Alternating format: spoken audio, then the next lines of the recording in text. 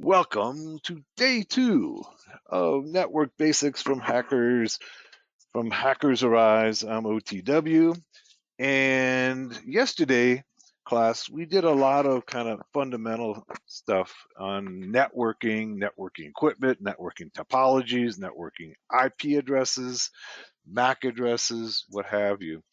And we ended up talking about DHCP, and we looked at how we can renew a DHCP assigned IP address using DH client in Linux.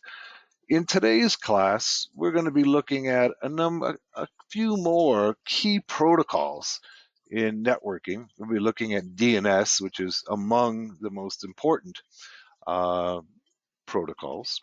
And remember that protocols are all they are is an agreement with as a way to communicate. All right, it's an agreement on the format of communication. So DNS has a particular format, TCP has a particular format, IP has a particular format. Yesterday we looked at the format of TCP headers and IP headers, which is pretty important stuff, I think. Okay, if you want to be able to break these networking protocols or use them as an attacker hacker, you need to understand the basics of how they're structured. All right. So make sure you're familiar with that. Make sure that you're familiar with the ports. We talked about some of the most common ports. Today we'll be looking at DNS. Okay, that's port 53. Okay, you should know that right at the top of your head. We'll be looking at ARP. Okay, the address resolution protocol. And we're looking at SMTP, which is port 25. So we'll be looking at those three protocols today, and we'll be looking how hackers can exploit those uh, various protocols. So let's get started. All right, I'm gonna flip through forward into this presentation here. All right.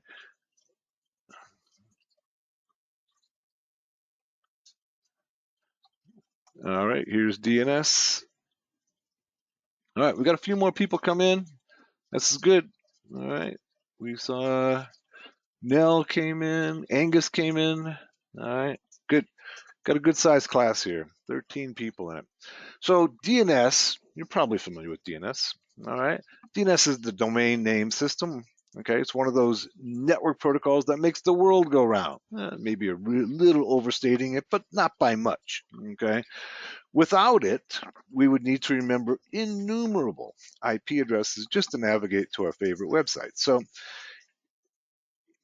at one time in the early stages of the internet, you had to be able to connect to a service on the internet. You had to actually enter the IP address. All right, and there was no system of translating a domain into an IP address, and that's basically all that DNS does. It literally makes the world go round as far as the internet world go round. So this way, we don't have to remember all of those numbers of every site that we want to visit. We don't have to remember the addresses of Facebook, Amazon, Hackers Arise. Okay, and imagine, we have 32-bit addresses now. Imagine what it would take to memorize 128-bit addresses in IPv6, which is on its way. Okay, so this is simply a system that maps IP addresses to domains.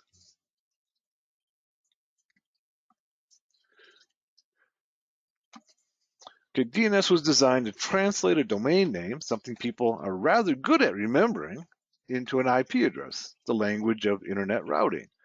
Think of DNS as simply a translation of a domain name to their respective IP address.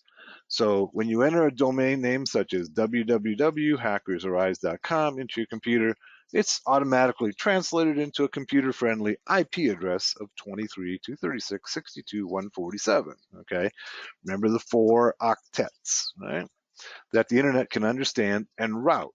Also note that this is a public, a routable IP address. Okay, a routable IP. So remember that distinction we made yesterday between private IP addresses and public IP addresses. Public IP addresses can be routed across the internet. Private IP addresses only work inside your local area network. Domain names must be registered with ICANN, the Internet Corporation for Assigned Names and Numbers, usually through an intermediary such as VeriSign or GoDaddy. Top-level domains, or TLDs, include .com, .edu, .org, and many others that are typically seen at the end of a fully qualified domain name, FQDN. All right, and now we've expanded these top-level domains. We've now got IO and US and biz and on and on and on. Look, I got somebody who once again didn't we have somebody who, once again, isn't getting the email. Apparently, he's on the list, but let me just take a minute to make sure that he gets here. And just one moment. I don't know. One of the things I encourage you all to do is to check your spam folder. If I didn't check my spam folder several times a day, I would miss probably half of the emails that come from you. Okay. So I just regularly, when I check my email, I check my spam same time, all the time. Okay. Because spam filters are far from perfect. All right. Spam filters, they do their best to try to keep out spam, but they also they make a lot of false positives. And so when you send me an email, very often it ends up in the spam folder. So I always check my spam folder, and I recommend that you do the same. Um, so, and here's our domain names. All right. At the very top, we have the dot. Okay. And then we have these top level domains. These would be .com, .net, .edu, .org, .info, and now we've got many, many, many more that are out there. So, for instance, under .com, we might have Red Hat, open source, CNN, Hackers Arise would all be in here. .NET was originally designed to be for ISPs, although there's no requirement that it be. EDU is for educational institutions. Okay, and I'm pretty sure they enforce that. It only can be for educational institutions. Some of these other rules they don't necessarily enforce. Okay. Org is meant to be for nonprofits. I don't think there's any rules about info. And now there's a whole lot like IO. And every country, okay, every country has their own top level domain. So, Proton Mail, for instance, is based in Switzerland, okay, and they use a top level domain. They use protonmail.com and they also use protonmail.me, okay, and they both point to the same place. DNS works in a hierarchical manner. The top level domains, or TLDs, can have multiple subdomains under them. All right. In a diagram in the previous slide, both Red Hat and CNN are part of the top level domain .com. The subdomain is a domain that is part of a larger domain. In this example, Red Hat and CNN are just referred to as the domain in the common parlance, but are actually the second level, okay, under .com. Host files. When the internet was very, very small in a universe far, far away, the association of domain names and IP address could fit into a single text file. Okay.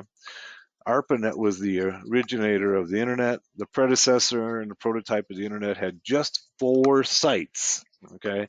So when the internet started out, there was only 4 sites. So it was pretty easy to put it all in one text file. All right. Those 4 sites, if I can remember them correctly, University of California, Santa Barbara, Lawrence Livermore Lab, up at Berkeley, I think UCLA, and University of Utah, surprisingly. All right, those are the original 4.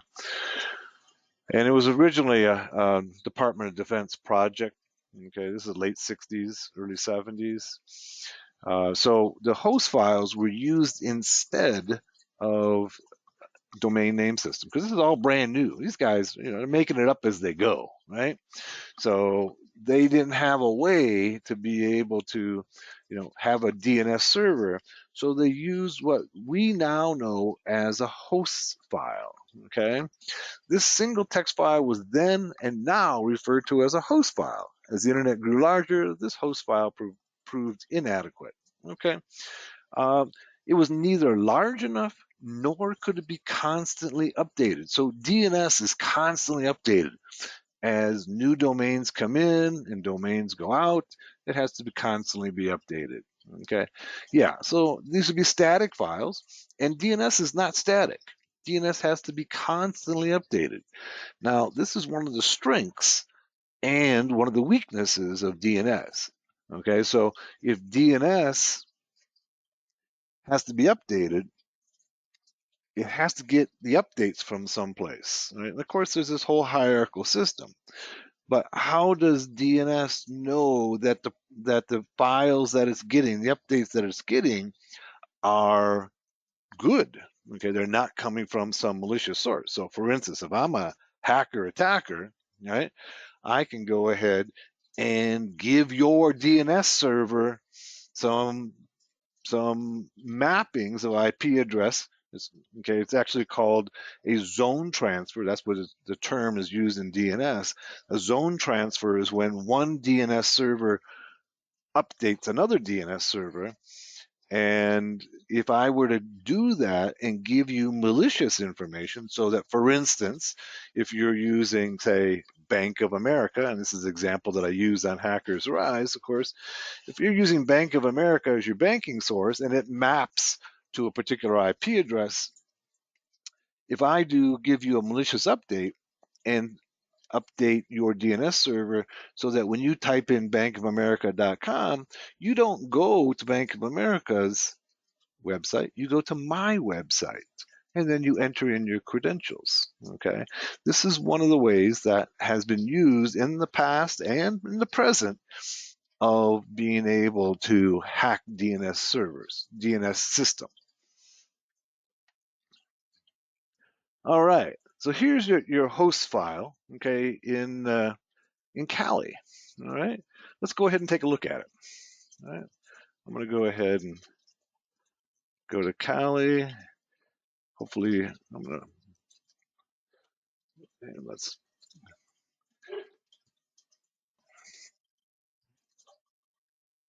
here's my Kali 2020. All right. Let me close some of this stuff out, open up another terminal. And in 2020 and later, I think, they're using a GUI-based GUI-based text editor called Mousepad. So that's what I'll be using. I'm going to go sudo, okay, Mousepad, etc. Okay, etc is the directory that has configuration files in it, right? And so hosts is considered to be a configuration file. And here it is. Okay. Now mine's a little bit different. Okay. You can see that I've already put in a Bank of America and web scan test. So what happens, what this does is that if I go ahead and enter in localhost, okay, it goes to 127.0.0.1. That's what this does, all right? If I enter in Kali, it takes me to 127.0.11, all right? If I enter in web scan test, it takes me to this IP address, all right? But look at what I have here, all right? I have one for Bank of America. So that if I commented it out, you can see the comment right there, right? So all I have to do is to take that comment out, okay? And now what'll happen, okay, is that if I go and enter in Bank of America, it'll take me to 192, 168, 56, 102. All right. And that will be just on my system, not on everybody else's system. So what happens is that when you enter a domain in your browser, the first place it checks is your host file. If there's no entry in your host file, then it goes to DNS. So this applies to Windows, it applies to Unix, it applies to Apple, it applies to all operating systems. You'll check the host files first. So if I go ahead, so for instance, and let's just try it out. Let's put in my loopback, okay, my home right here. And we know from yesterday's class that this has a website that is Hackers Arise. That's what it says it is. All right, let's go ahead and save this. All right, and then let's go here and let's go bankofamerica.com.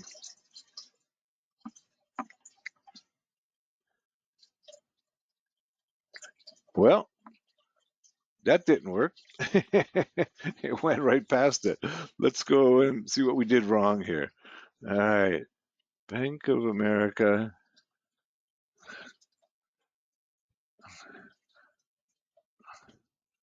Let's see. Did I spell everything right?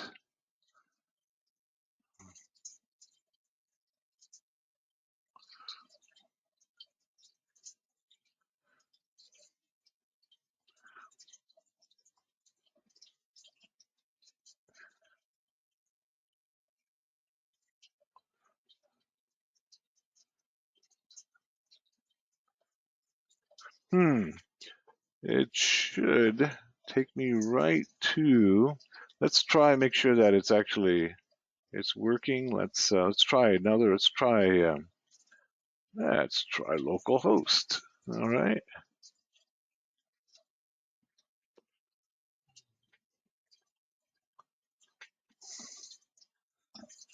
The beauty of live classes, localhost. Okay, there it is. Okay, so localhost seems to be working just fine. All right. Let's try web scan test.com. Says you don't have permission to access on this server.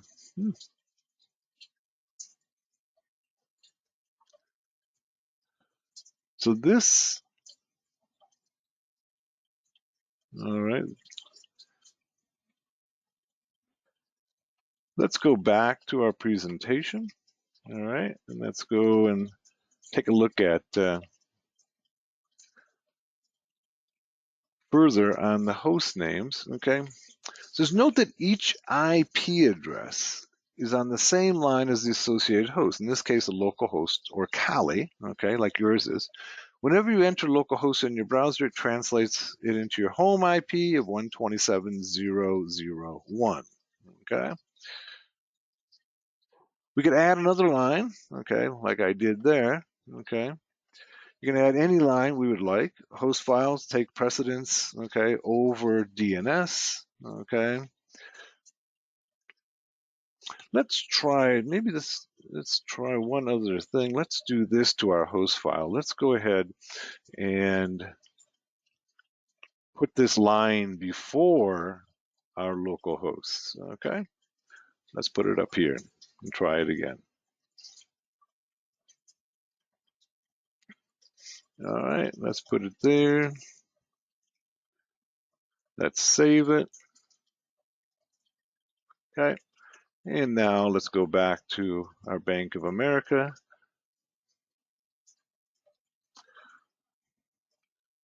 Let's go.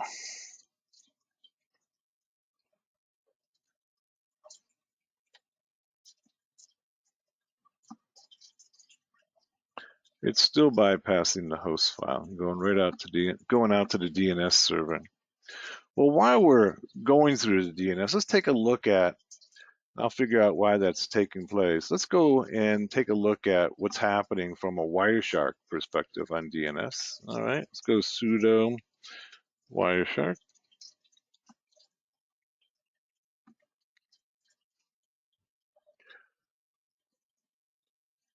Okay, try a password again. Okay, so from a Wireshark perspective, this is what it looks like. You should be able to see some DNS entries here. Let's go ahead and just filter out all this traffic and go DNS. All right. And it's not showing any DNS. Let's go ahead and refresh this screen so it goes out to the DNS server again. All right, there we go. You can see in the background. You can see the DNS taking place. Okay, it's going out to the DNS server. It's doing a standard query. You can see it here for Bank of America. Then it responds. Okay. And then we can go ahead and we can click on these and get more information on it. You can see it. Well, let's go look at it down below here. We can see in the lower window here, you can see the ASCII Bank of America right there. This is all in hex over here. We go over here in the center screen, all right, and let's go IP protocol v4, I'm sorry, and we can go ahead and take apart the IPv4 fields. Notice that the protocol is UDP. Okay.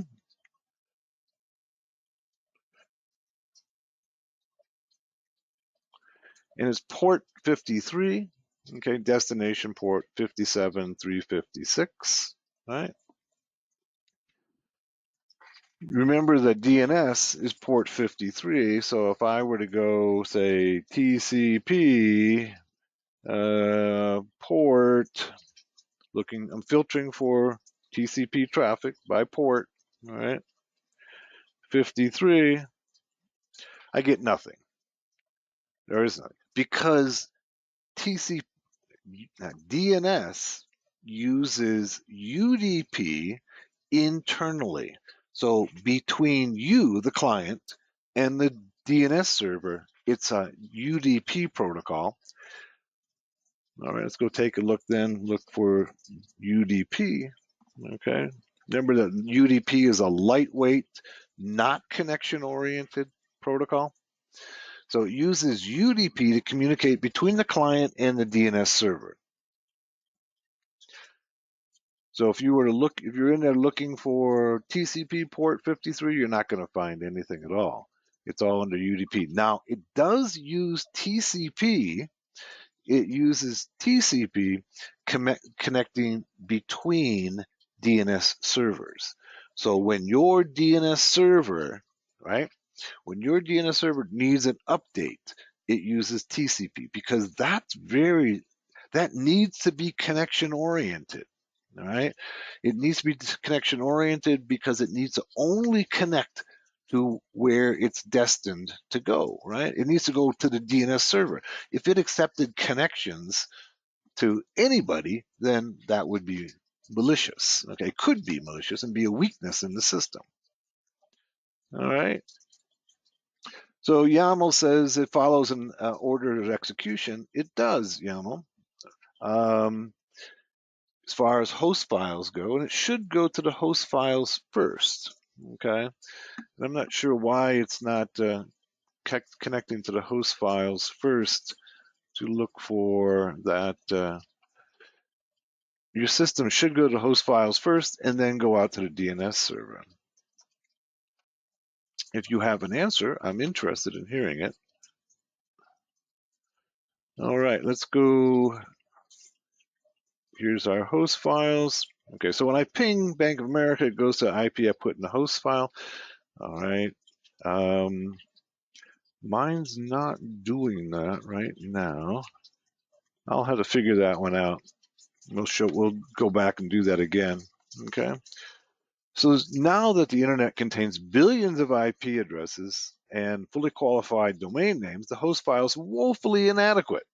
Enter DNS, first developed by Paul Macapitris, now in the Internet Hall of Fame in 1983. So it's relatively new, okay? DNS is the both distributed and dynamic, unlike a host file, okay? So it's distributed around the world, okay? And you may very well have a DNS server on your site in your organization. If not, you will connect to it outside DNS, but there's DNS servers all over the world. And those DNS servers have to be constantly be updated to get the new information. DNS does not rely upon one file or one server, but instead upon many files across many servers across the globe. Okay, these servers are organized in a hierarchical manner. Due to this distributed nature, the DNS system is resistant to outages of one or many of these servers. Okay, so the servers are distributed around the world. There are 13 root servers. Okay, and they distribute the information to all of the servers within the hierarchy until it gets to every single DNS server in the world. Okay, so that they're all currently synced together. And look, that's a big task, right? So here's an example how DNS works. Okay, here's our local DNS server. All right, it says where is, okay, so when I enter, say, Bank of America, all right, where is, in this case, is betaexample.com, it goes to the local DNS server. Okay, if it doesn't have an entry for that particular domain, it goes out to a root server. Okay, it says where is, and then the root server says, for instance, I don't know, but I'm try asking the .com authoritative server at IP address. All right, and then the local DNS server then goes to the .com top level domain DNS server, and it says I don't know, but try asking the .com authoritative server at IP address. Okay, and then it goes out to step number 6. It goes out to, in this case, it's the authoritative server, for example, .com. It says, I don't know, try asking the .com authoritative server at IP address. And then it goes, where is, and it asks the authoritative DNS server. Okay, I am the authoritative for betaexample.com, and I know of no host named download. Okay, so in this case, it didn't work. There was no entry for that example.com. Okay. It's actually looking for download beta example.com, and then it comes back to you and says, sorry, it can't be found. All right. Hopefully that doesn't happen to you very often. Right. But this is the process that goes on in DNS in trying to resolve, that's what it's called, resolving a domain to an IP address. First goes out to your local DNS server, and then it goes out to these root servers, top level domain, authoritative servers to be able to get the answer if it doesn't have the answer. If nobody has it, it comes back and says, sorry, no, don't have it. Doesn't exist. As we can see in that diagram, the user asks, queries the local DNS server to access download beta example.com. The local DNS server does not have that resources as it's brand new. So it's a brand new domain that's been put up there, or subdomain, okay? It then queries the root server. The root server responds, I don't know, but refers the local DNS server to the IP address of the authoritative server for the top level domain, TLD, in this case, .com. The local DNS server then will query the TLD server for .com and will respond with the authoritative server for the domain, in this case, example.com. The local DNS server will then query the authoritative server for betaexample.com. If it doesn't record, if it has the record, it will return the resource. If not, it will respond, I don't know.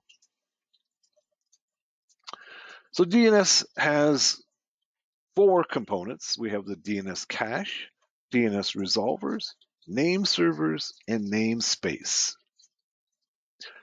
DNS cache is often confused as it has at least 2 meanings. First, the DNS cache can be the list of names and IP addresses that have been already queried, and that's the way that most people use it.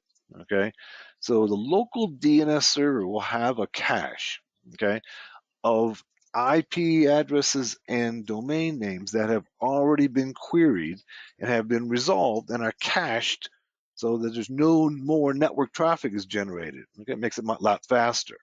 So once I go ahead and try to go out to bankofamerica.com, my DNS server says, oh, okay, we got that information. Let's put it in a little memory area. So next time he asks for that, we know where to go.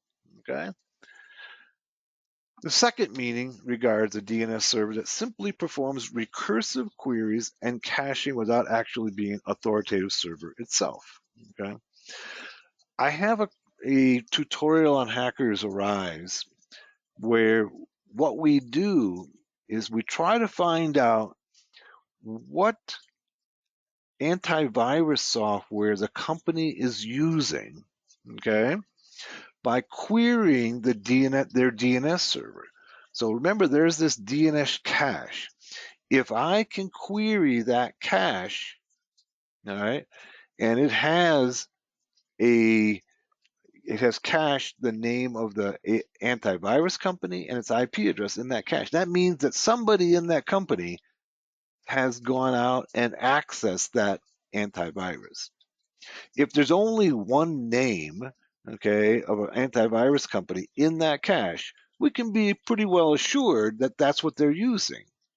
If there's 30 different in there, we don't know. But if there's only one or two names in there, then that's pretty good indication that's the antivirus that they're using. Follow me?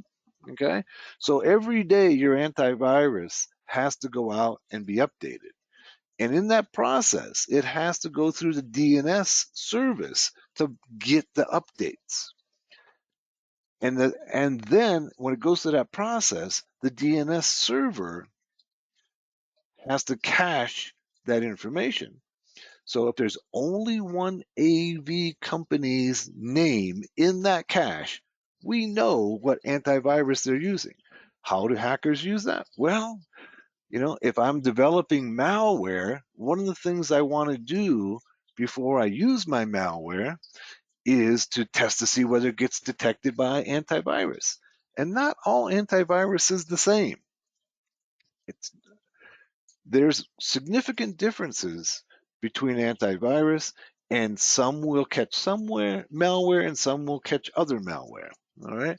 So before the attack takes place, you want to go ahead and test your malware and see whether or not it gets detected. Because if you go through all that work as a hacker and all you do is get detected by the antivirus and it kills it, okay, you're not going to get any place.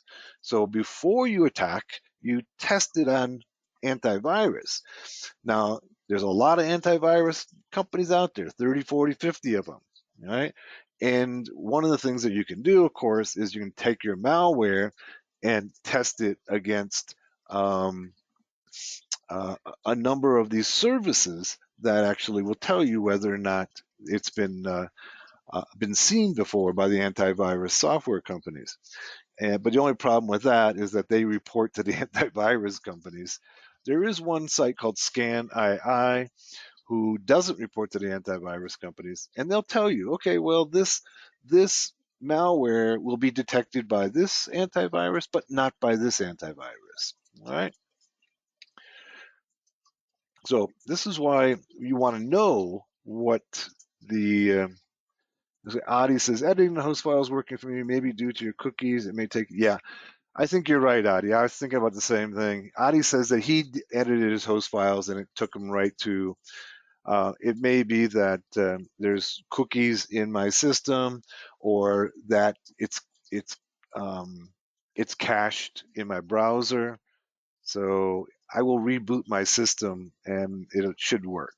Okay, but let's so if you want to go ahead and change your host file and give it a shot, but mine mine has cookies or something else that's redirecting it past my host file. The DNS cache has valuable information. It contains every query entered by individuals within the organization. By querying the DNS cache, the attacker can determine with some certainty the AV the entity is using. That's what we were talking about. All right. For a review of DNS cache attack, see this one, this tutorial on Hackers Arise is how to use ReconNG to determine the target's AV software. All this ReconNG does is you tell it what the DNS server of the company, and then it'll tell you if that company is been cached in their DNS server.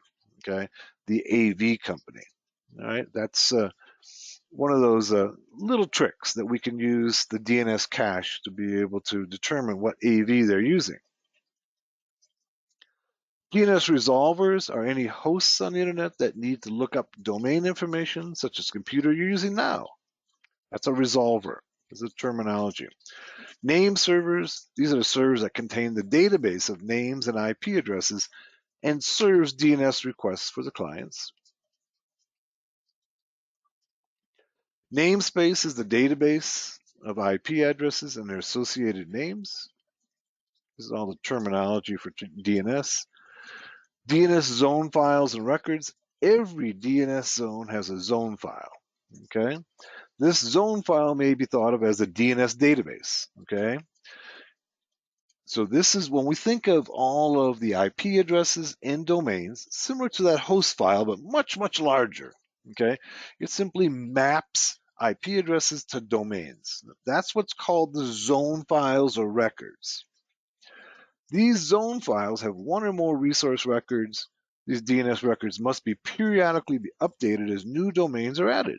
Or, the people change. Now, if you change your domain, it has to go through and be updated throughout all the DNS servers in the world.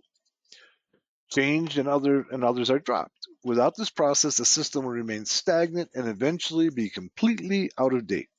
Therefore, it's essential that DNS server be capable of zone transfers. So every DNS server must be capable of a zone transfer. That means essentially updating its data. Okay. Let's go ahead and use a tool called Dig. Okay. Dig is built into Linux, and it basically will pull up this information about the DNS servers and the name servers for whatever domain you want to look at. So let's go ahead and do that. All right.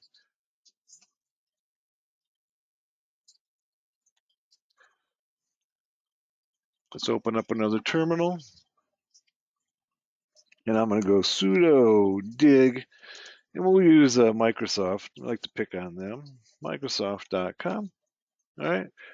And if we just don't use any extension beyond Microsoft.com, this is the information that we get. All right. So it tells us some basic information about their the authoritative servers for Microsoft.com here. These are what the A stands for. If we want to go ahead and use the NS after Microsoft, it'll give us the name servers. All right. And here's the name servers. These are the ones that are serving up the mapping between IP addresses and domain names. And you can see they're all under Azure DNS. That's Microsoft's Azure, of course, is Microsoft's cloud service, right? If we wanted to find out what their mail server is, we can use the MX. And we can see there's a Microsoft's mail server. So if we wanted, one of the things that's useful for an attacker is now we know if we want to try to attack their SMTP server, there it is right there. It's under Microsoft-com.mail.protection.outlook.com. Okay. We also have a tool. We have a number of tools in Kali that can help pull out information on DNS. Let's go up here and we'll go to information gathering and we'll go to DNS analysis. And we have DNS enum, DNS recon, and Fierce. They're all very similar. Let's use DNS enum. Okay. It opens up this help file. Okay, let's see if we can figure out how to use it. Okay, first of all, we're going to have to go sudo, right?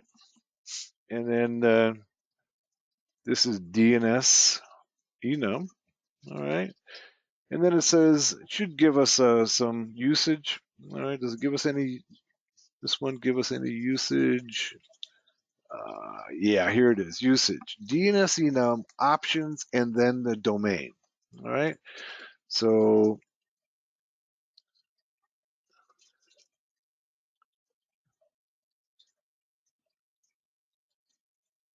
you can see there's an awful lot of options here. What do we want to use?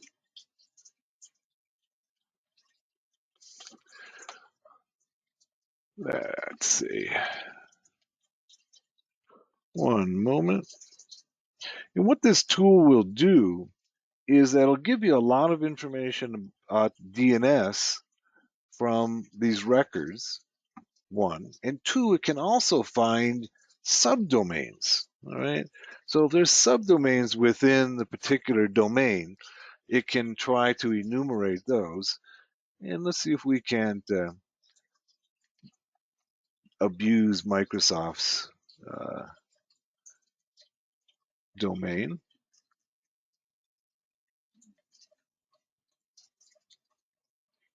As soon as I get that syntax for this tool.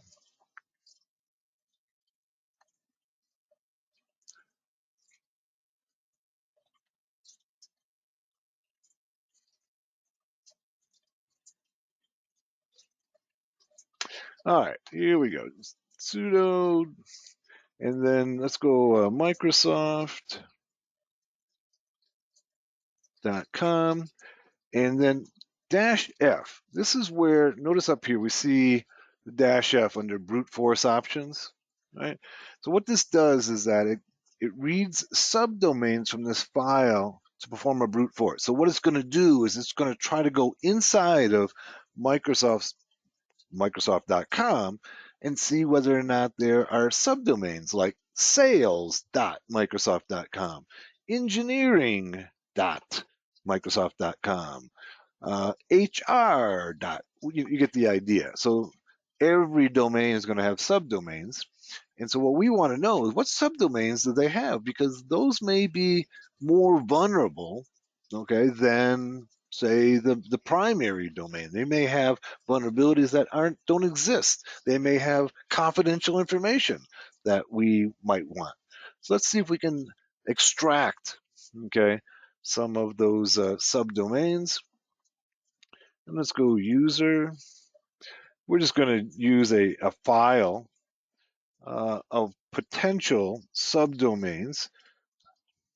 We're going to use, say, user share. We're going to use dirbuster, and dirbuster has a bunch of word lists in it, okay? And directories dot jbro. You can use any one you want. And selection is, how successful you're going to be is going to be dependent in part upon the word list that you use. So what it's going to do is it's going to go through a word list and try every word in that word list and see whether or not there's a subdomain named that. Okay, so let's go ahead and run it. Hopefully I've entered everything correctly.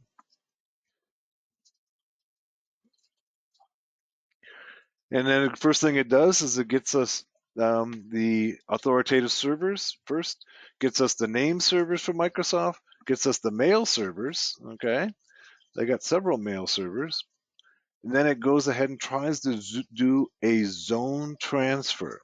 Okay, so it's trying to do zone transfer and it's getting from the various bind versions. Okay, bind is a implementation of DNS. It's a Linux-based, Unix-based implementation of DNS. And so what it's trying to do here is that it's trying to go ahead and see whether or not I can actually add information to their DNS server maliciously. And as you would guess, the answer is no. Okay. When it went ahead and tried to do brute forcing, it came up with some error message here. Let's go ahead and try a different word list and see if we can get it to work there. Let's go. Let's go locate word list. We're going to try to find a small one because we don't want it to. We don't want to spend all day letting it run. It can, if you give it a good sized word list, it can take hours to do its work. We want a word list that's going to be like subdomains. Okay, here looks like a good one. Subdomain word list right here. All right, let's try that one. Copy selection. Let's go and do an up arrow, get that other one, and let's add that word list, okay, of subdomains.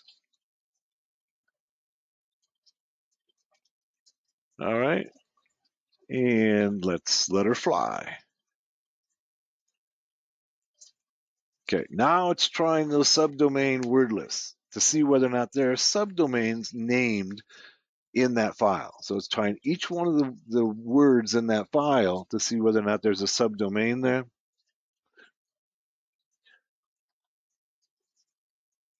And sometimes this can take a long time. Oh, we're getting some. All right.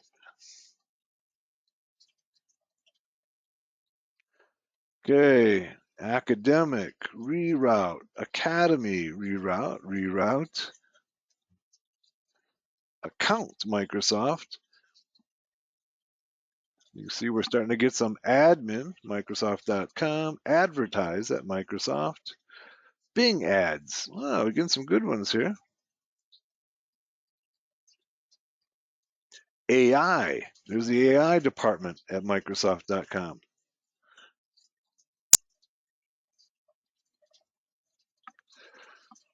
And you see we're just in the A's here, but we're basically going into their DNS server and seeing whether or not these domains exist, subdomains exist, by basically saying if it gives us a okay, so when you go out to a website, there's a signal that comes back to you that it's a good IP address domain. That's a 200 message. And if it doesn't exist, we all are familiar with the 404 message. So if it so what this tool does is it creates a domain, a subdomain with the domain, and it goes out and sees whether or not it gets a 404 or 200. If it gets a 200, okay, then it knows it exists. Here's some back office at Microsoft.com. So it's not that complicated of a tool. It simply is looking for what message comes back by trying out multiple subdomains. And also, I should point out that this is totally invisible to Microsoft. All right. This is totally invisible to Microsoft because this is touching the domain server. All right. It's not touching Microsoft.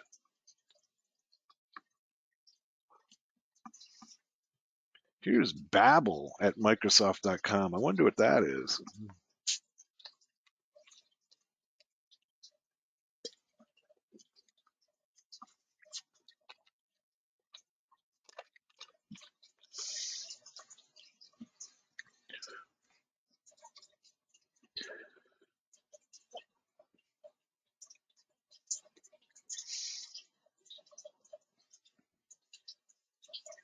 While that's running, Adi, in the chat there, you can see that he edited host file and it works for him. One of the ways to test to see whether or not it's a browser issue is to try pinging. Okay, so let's go and do ping. All right, to a bank. In this case, Bank of America is what we had edited in our host file. So this should bypass any of the cache or cookies in the browser, and let's see where it takes us to. Yeah, see where it's taking us to? So it goes to the host file first, Okay, and so when I try to ping Bank of America, it's taking me to 127.0.0.1. All right, let's go ahead and stop that, and let's go back to my host file, and let's put another, say, another IP address in there, and let's put in the other Kali system. The other Kali system is here, and let's put let's go here and do sudo ifconfig. And I think this one, yeah, this was 105. So let's go ahead and put that in here. All right. 192, 168, 105. Okay. So this is in my host file. I go ahead and save it. All right.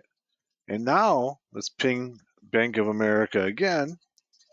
And you can see where it's taking me to. All right. It's taking me to my other Kali system.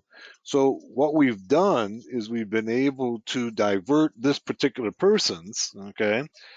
Now this would require physical access to their system, right? Or, you have to have root access on their system. You could change their host file and redirect them to your website. Or or you could also use a tool called DNS spoof on a local area network. DNS spoof essentially redirects DNS queries to your system. Okay, that's what DNS spoof does, and then it uses your host file. So DNS spoof is, I'm trying to remember who developed it. Can't remember his name at the moment, but it basically redirects any DNS query on your local area network to your host file. All right. Now, if there isn't an entry in your host file, then of course the DNS query will go out to the DNS server. So you want to take any query on your local area network, bring it into your system, use your host file, and if it's not there, it goes out to DNS. If it is there, you can redirect somebody's traffic on your local area network to your malicious server. Okay, let's go back to our DNS enum. Here it's still doing its work. You can see we've got this is a pretty good size list. It's being pretty effective. Ebooks, reader. Look at Microsoft's got so many subdomains.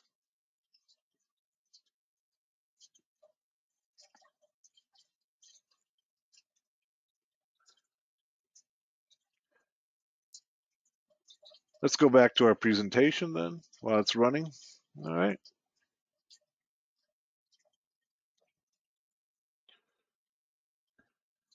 Digging to find our mail server. Okay. You can see this is a different one. This is a different mail server, I think, than when no, maybe it is the same one. Yeah, it's the same one than we looked at just recently. DNS and Wireshark, took a look at that. This is what it looks like. Standard query, standard response. Okay. And it's port 53 and it's UDP inside of your network. Outside of your network, it is TCP. And here it is showing us it's a user datagram. All right. Port 53, standard query. DNS vulnerabilities. These are some of the DNS vulnerabilities. Most of the DNS vulnerabilities in this era right now are denial of service attacks. Okay. We did have an attack. Of course, if there's a denial of service on a DNS server, is serious, right? So if my company's DNS server goes out, then I'm not being able to go to any of my websites. So it's not like most DOS attacks, right?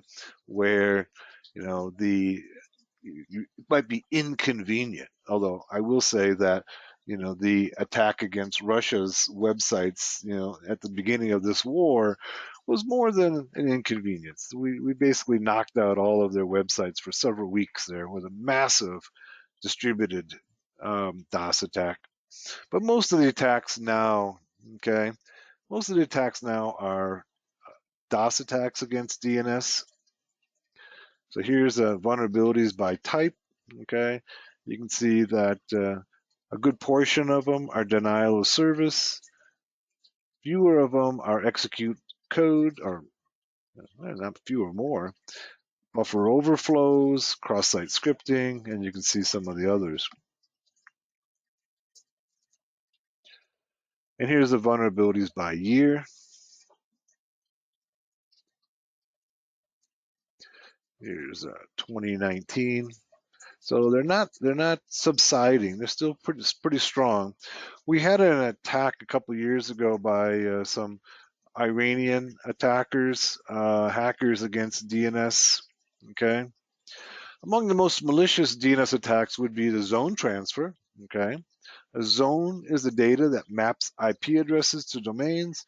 If an attacker can change that information on a DNS server, even internet traffic would be redirected to their website, causing all types of mischief.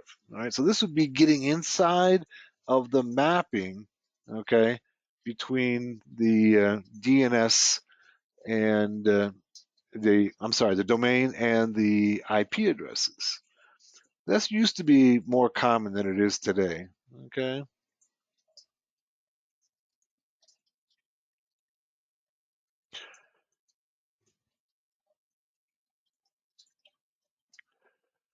Another type of attack against the DNS would be to simply change the settings that directs the DNS queries to another malicious DNS server. All right. So, in other words, if you are using a DNS server that you trust, and then you go ahead and redirect those queries to another DNS server that might have malicious information in it. In a way, this really isn't technically an attack against DNS, but rather an attack against the internal credentials and servers, such as a mail server. You can read below the details of an attack the U.S. CERT warned against in early 2019, where credentials of the sysadmin or other user with authority to change DNS records and redirect users' DNS queries to their malicious DNS server. This is what the Iranian attack against DNS servers. Okay. Recently, a group of Iranian hackers were able to attack the DNS of multiple companies in order to harvest credentials. They did this at least 3 different ways. One, the attackers changed the DNS records for the victim's mail server to redirect it to their own mail server. Attackers also use Let's Encrypt certificates to support HTTPS traffic and a load balancer to redirect victims back to the real mail server after they've collected login credentials from the victims on their shadow server. Number 2, the same as the first, but the difference is where the company's legitimate DNS records are being modified. In the first technique, attackers change DNS-A records via an account that account at a managed DNS provider, where in this technique, attackers change the DNS name server records via a top-level domain provider account. Sometimes also deployed as part of the first 2 techniques, this relies upon deploying an attacker operations box that responds to DNS requests for the hijacked DNS record. If the DNS request for a company's mail server come from inside the company, the user is redirected to the malicious server operated by the attackers. But the request comes from outside the company, the request is redirected to the real email server. All right, so that's it for DNS. You might want to take a look at, there's a tutorial on Hackers Arise on using DNS spoof, okay? And it takes a little longer to do, so we're not going to do it here in class, but what it can do is basically on a local area network, it can redirect DNS queries to the attacker's system and then send queries to your web server. All right. Just kind of take a minute here and take a look at some of the TCP/IP tools and commands, okay, that are useful. For instance, we know ipconfig and ifconfig. Ipconfig works in Windows, ifconfig works in Linux, Mac, Unix. ARP-A, we'll be looking at ARP here in a minute, netstat, NSLOOKUP and dig, ping, route, and traceroute. Let's take a look at each of those. Let's move this off screen. All right, and you see that we're still having our subdomain search. We're brute forcing subdomains on Microsoft.com. To save some bandwidth, I'm going to go ahead and stop it. Okay. And so let's go through each of these commands. We've looked at sudo ifconfig, right? And we have IP addresses, we have net masks, we have the MAC address. Okay, that's what this is right here, and some other information about each one of our interfaces. If we had a wireless or a Wi-Fi connection, it would also show here under WLAN 0. Okay, maybe I'll just attach one. Let me attach a wireless adapter here and I'll show you what it looks like. We'll be doing wireless tomorrow. One moment.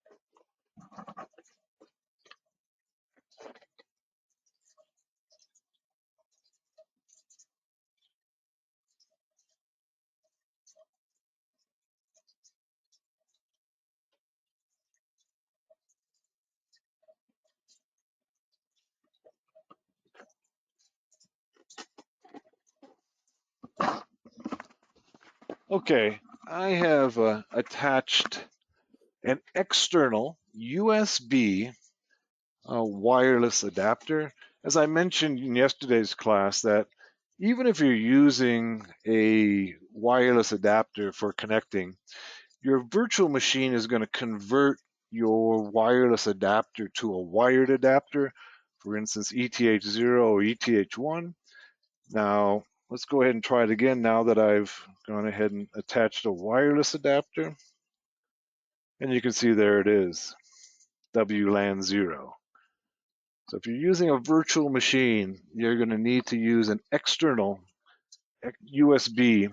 You can see it doesn't have an IP address yet. All right.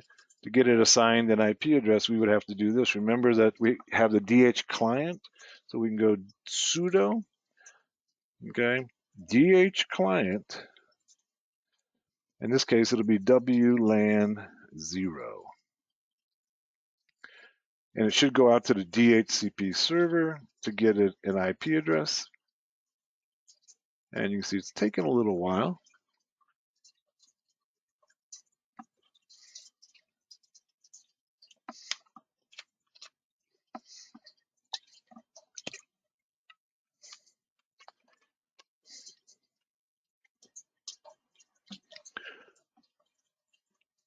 Okay, Callie. Oh, you know what? What happened is the wireless adapter died. Let's go ahead and looks like it might have gotten disconnected. Now there it is right there. You can see it, but it's not, the light went off on it. So let's stop that and let's go sudo ifconfig. This is a virtual machine issue. No, there it is. It's still there. Let's try getting an IP address assigned to it. Light's off on it. So even though it's showing up there, it may not actually be functioning, but this should give it a IP address. This is, once again, this is a virtual machine issue. If you're using a physical machine, this should not be an issue. We'll give it a minute here and see if it can go ahead and get us an IP address for a wireless adapter. I don't think it's going to work because the light's not on. Let's try connecting and disconnecting it. This is up here under USB. You can see it's right there. And let's go over here and connect it again. All right, let's, and then try.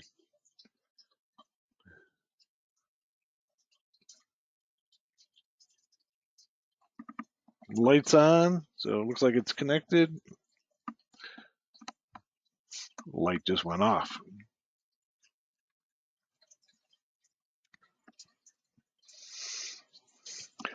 Let's try doing an ifconfig. There it is. It still doesn't have an IP address. We may have to let it sit and wait for a little bit. Let's try one more time to get it an IP address.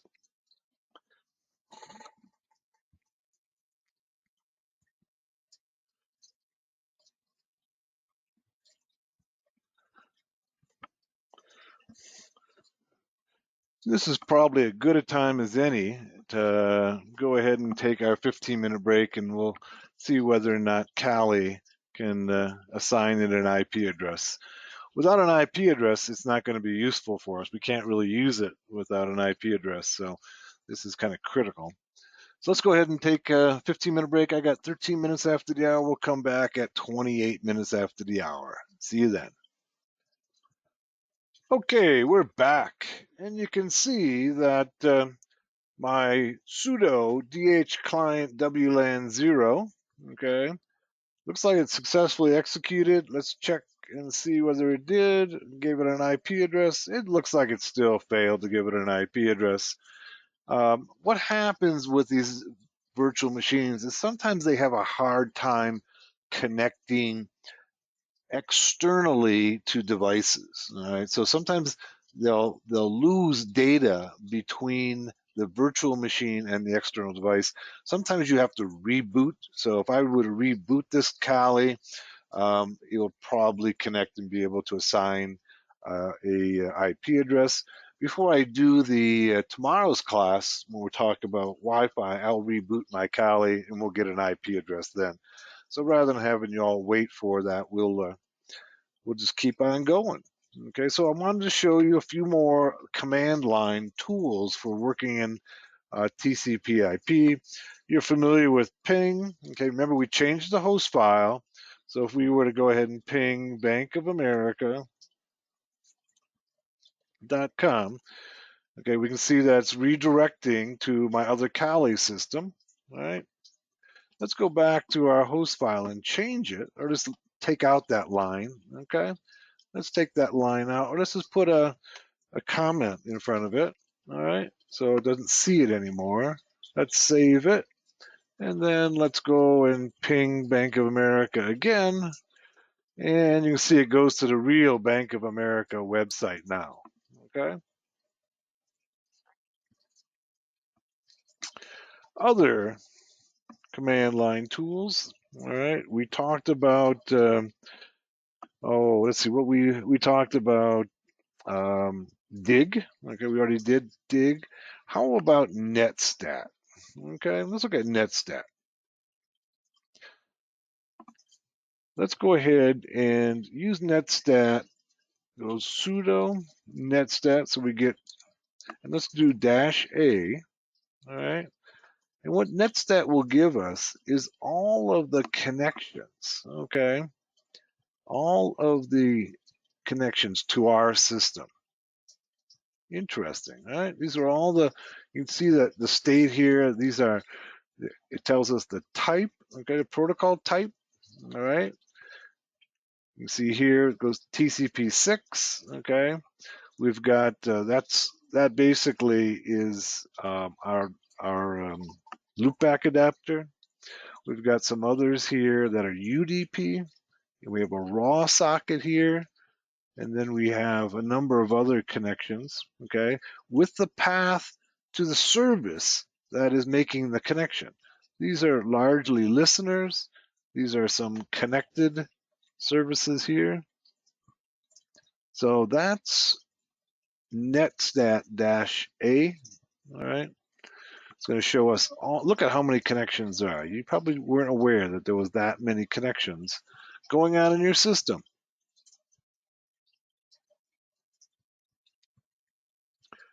Another command, and we haven't gotten to ARP yet, but we can go ARP-a.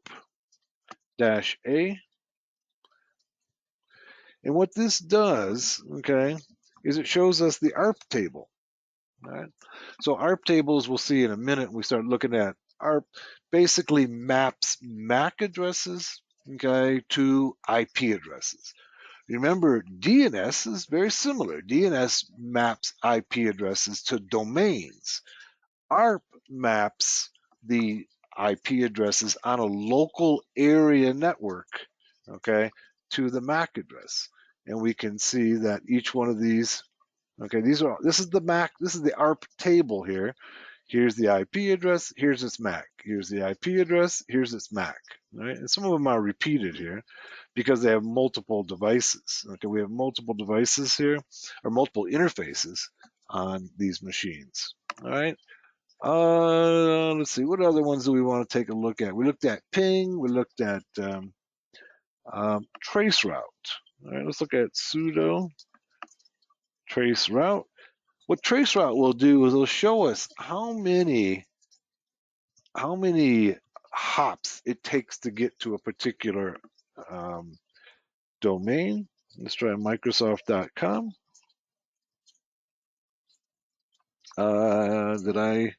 Looks like I spelled that wrong. It should be tracert.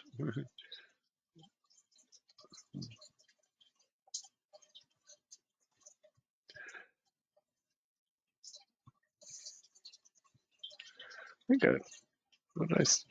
let me try that again. What am I spelling wrong? I made a typo here.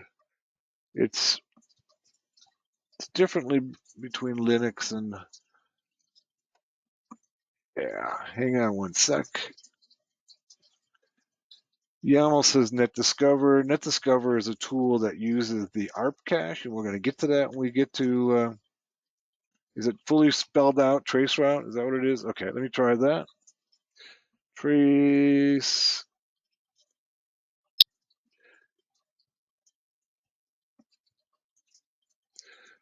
root.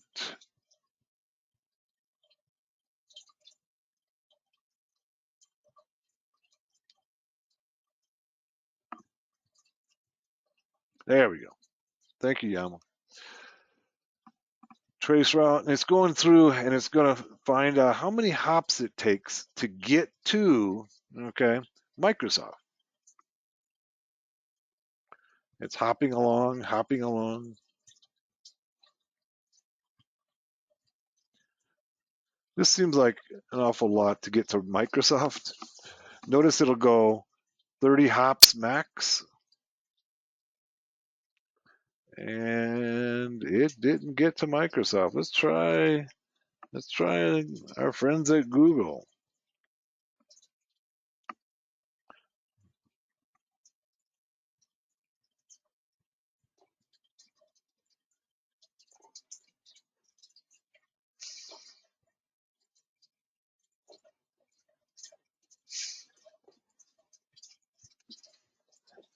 Yeah, YAML says VPN, and I think that's exactly what's going on. It's not working because I'm using a VPN on this, okay? And so it's not showing me the hops. You should be able to do it, okay? And be able to see how many hops there are between you and any domain. All right. So let's move on to ARP. All right.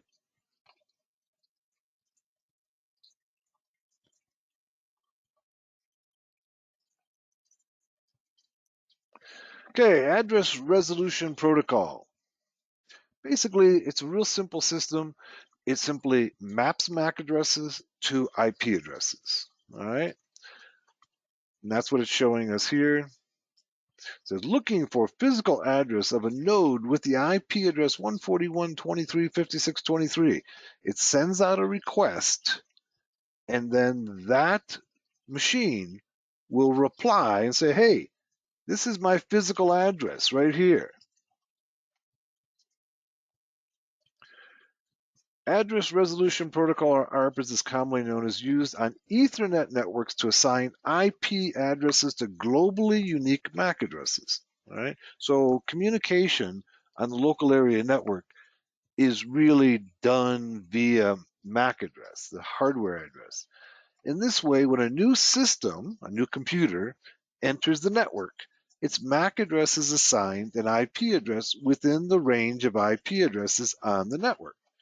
This is the method that networking devices such as gateways, routers, and switches know which machine has which IP address and can route the traffic destined for that IP address, the logical system, to the proper physical machine, the MAC address.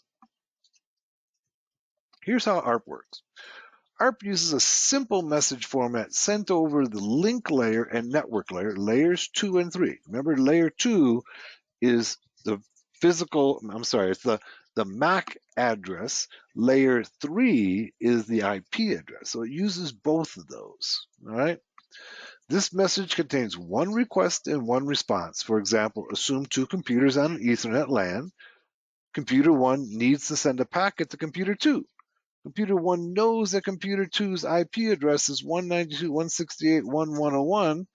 To send the packet to computer 2, it needs the physical address of the computer or its MAC address, okay? Computer 1 can find the MAC address of computer 2 by doing a lookup in the ARP table, what we just did a minute ago. The ARP table is mapping of known physical addresses to logical addresses.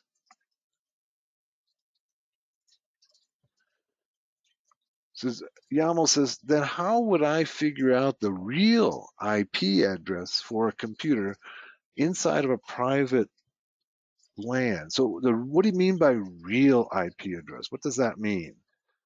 Okay, we know by just looking at the ARP table what the MAC address and the IP address is. What do you mean by that's the IP address? What do you mean by real IP address? What does that mean? So if computer 1 finds the MAC address of computer 2 in the ARP table, it goes ahead and sends the packet to the MAC address. Okay, so it's sending it to a MAC address, not to the IP address. If it doesn't find the corresponding MAC in the ARP table, it sends out a broadcast ARP request to every computer on the network asking who has IP address 192.168.1.101. Let's say I see your response in Wi-Fi. Hang on. OTW. Yes. Yes. Okay. Let's say I'm doing a scan in Wi-Fi, right? How would I find out? Let's say I'm scanning right here in my house, and I wanted to know the PC real IP address on a network nearby. How would I go by that? Okay, so the question you're asking me, you keep on saying real IP, okay?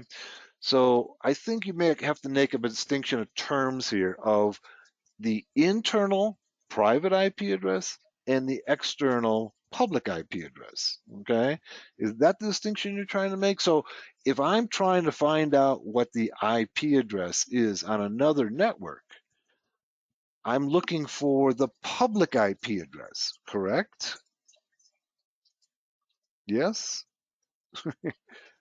Yes. Okay, so Yes. are you asking me how can I find the private IP address inside of somebody else's network? Is that what you're asking? When you say Exactly. okay, Exactly. that is not decipherable. Okay, you can get the public IP address, but you can't get the internal IP address without getting inside the network. You would have to get inside the network, okay, and then do something like net discover. So if you can compromise the router or a machine inside that network, you can do something like do a gratuitous ARP request or net. That's what net discover does, and then that'll give you all the IP addresses. But from the outside, you're not going to get the internal IP addresses, okay? All right, let's move on. If it doesn't find Okay, got it, thanks. What's Got that? it, thanks. Okay, you're welcome. Got it, thanks.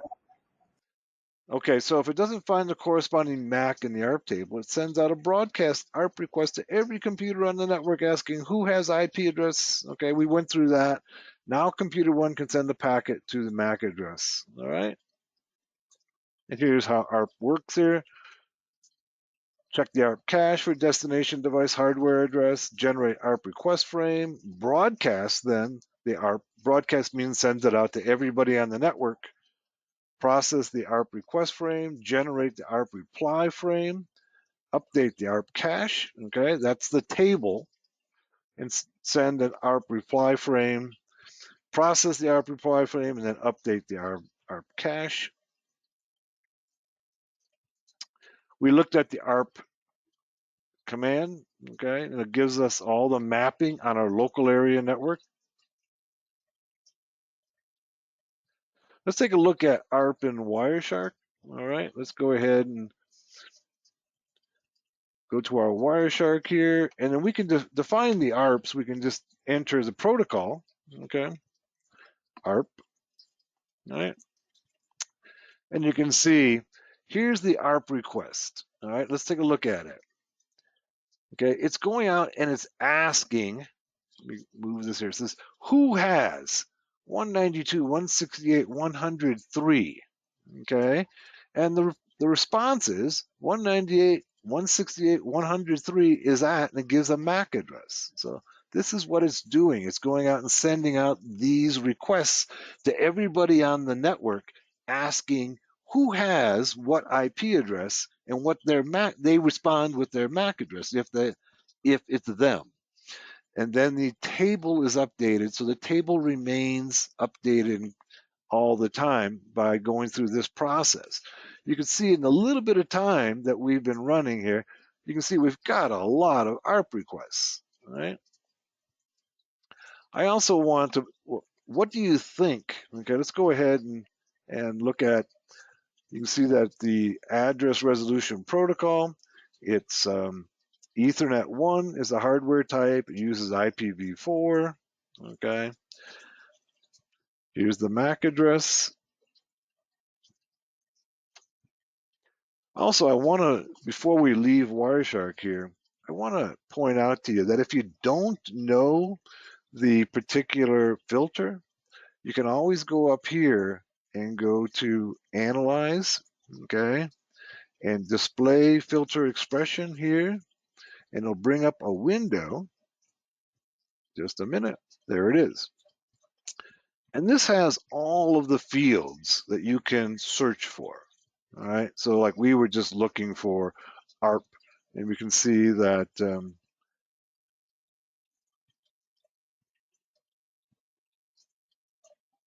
let's see if we can find ARP. We can just do a search down here and go ARP. Okay.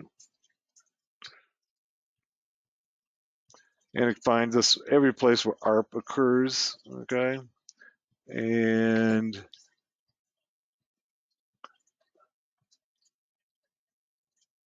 gosh, I'm not seeing ARP in this list.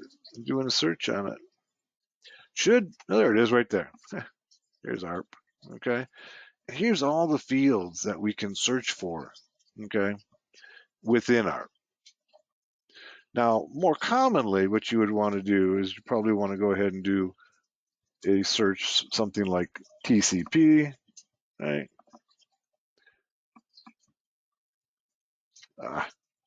Let's go here and do Analyze Display Filter Expression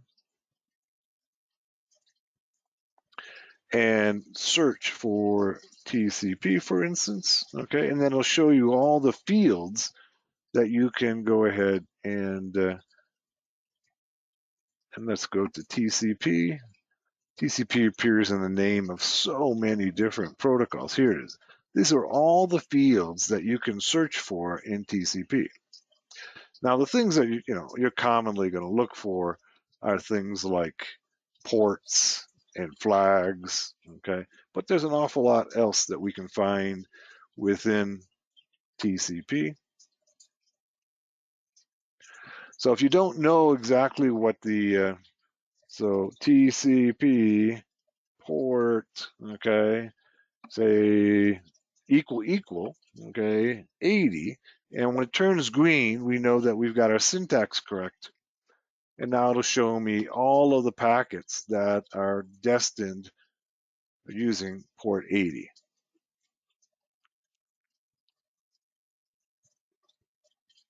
All right.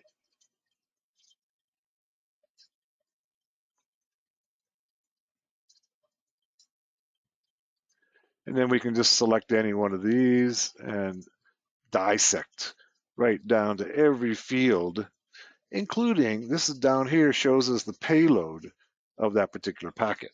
All right. If we wanted to look specifically for something in the payload, so all these fields are pretty much header fields, right? If we wanted to find something that was inside of the payload, we could go TCP contains, say, hackers, all right? And we find one where we probably went out to Hackers Arise. Maybe we did. Yeah, there we did, right there. I can see it. Okay, this is Hackers Arise right over here in hexadecimal, and this over here is in ASCII. All right, and then we can go ahead and dissect that packet. We have one packet that has the word hackers in the payload. This isn't in the header. Everything else we've been looking for is in the header information. We want to look inside the payload. We need to use the keyword contains. Otherwise, if we just want to look for a particular protocol, we can just generally just enter the name of the protocol, okay? And then if you want more information, you need to go ahead and specify the protocol and then say flags. All right, so we want flags equal, say, the SYN flag. That would be the opening the connections. And notice it's equal. It's not the single equal, it's a double equal sign, okay? And now we'll find all the packets that have the SYN flag set on in TCP. But we were talking about here ARP, all right? And so this shows us the ARPs, lots of ARPs. And this goes on automatically in the background behind us, even if we're not doing anything at all. It's always updating, trying to update the ARP cache to keep it current. If the ARP cache is not current, then the system breaks down, right? So one of the tools that we can use, okay, to learn, this kind of refers to what Yama was asking, is we can use a tool that's built into Kali called NetDiscover that will send out ARPs to everybody on the system to see what IP addresses they have. So we can go sudo, okay, net discover, okay, and then -r, okay, and then we can give it the network in CIDR notation. Remember we learned CIDR notation yesterday, right? So we can put it in CIDR notation of the network we want to go ahead and explore and look for all of the MAC addresses and the IP addresses on the network. Okay, so we can go ahead and go 192.168. This is our network here, and it'll go out and find. All right,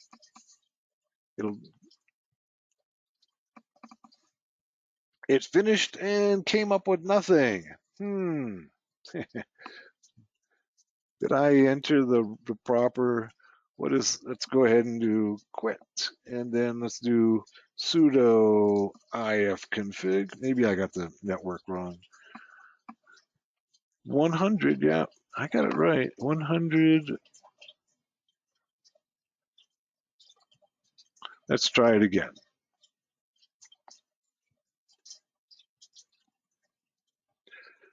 100.0/24. It should be able to pull up all of the systems on this network.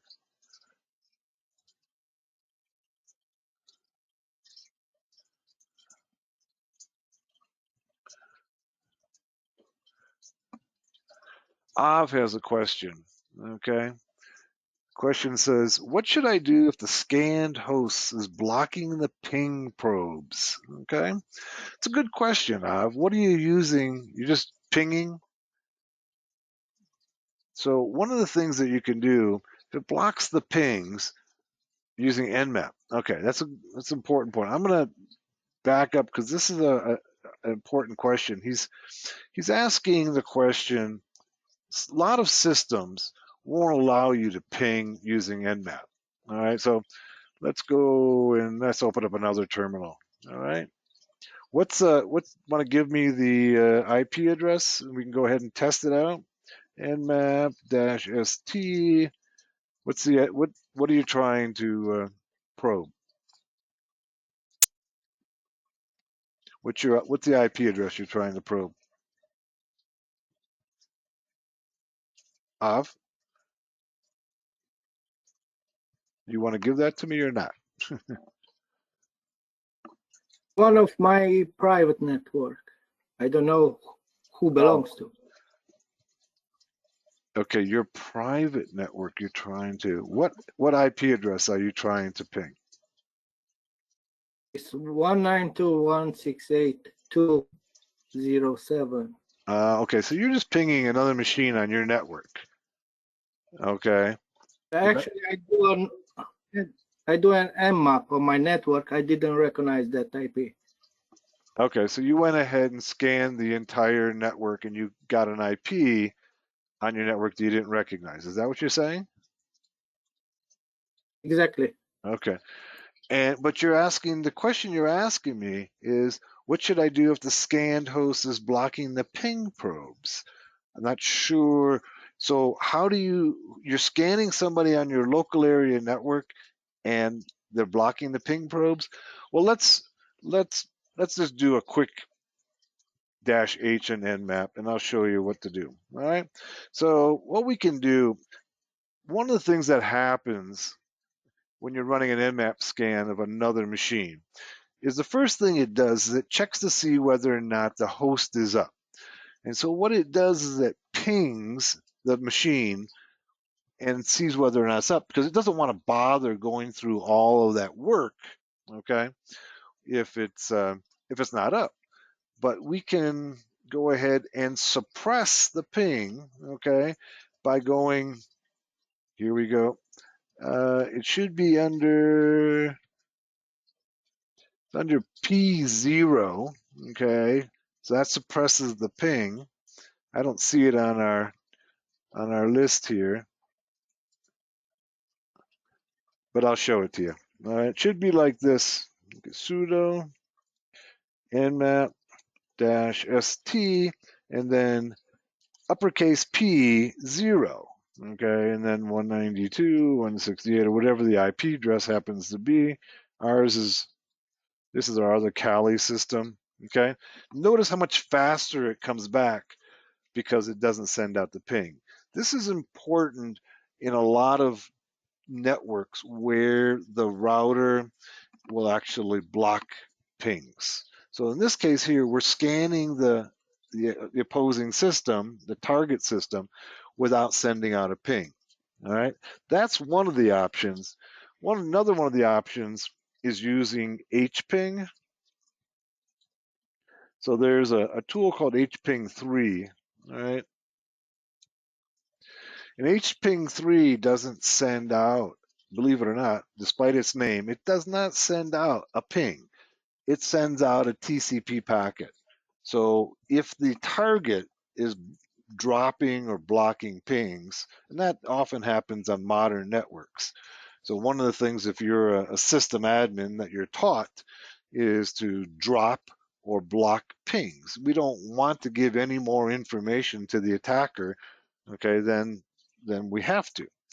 So, but they can't block, or they're not going to block, for instance, a TCP packet coming on port 80 or 443, or we can scan their entire system by sending out TCP packets, but pings are very often blocked. So HPing doesn't send out a ping. A ping is an ICMP, right? And it goes ahead, and we have many ways that we can go ahead and explore the target system without sending out a ping. So those are two methods that you can use if the target system is blocking your ping. You can just use the P0 in Nmap or use HPing to go ahead and explore the system. All right. And there's a number of other ways as well, but those are the two most commonly used methods.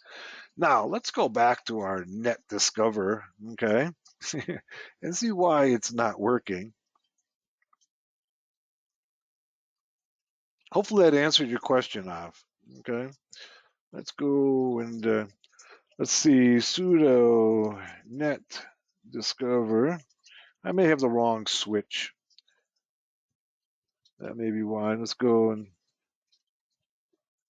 all right, NetDiscover, the device and the IP range. Yep, that looks like I got it right. The only thing I'd say is I got multiple devices, network devices, and let's go ahead and let's specify -I ETH1, then -R, okay, and 192.168.100.0/24.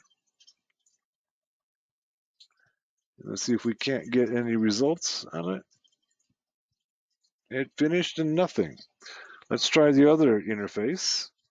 Try ETH0.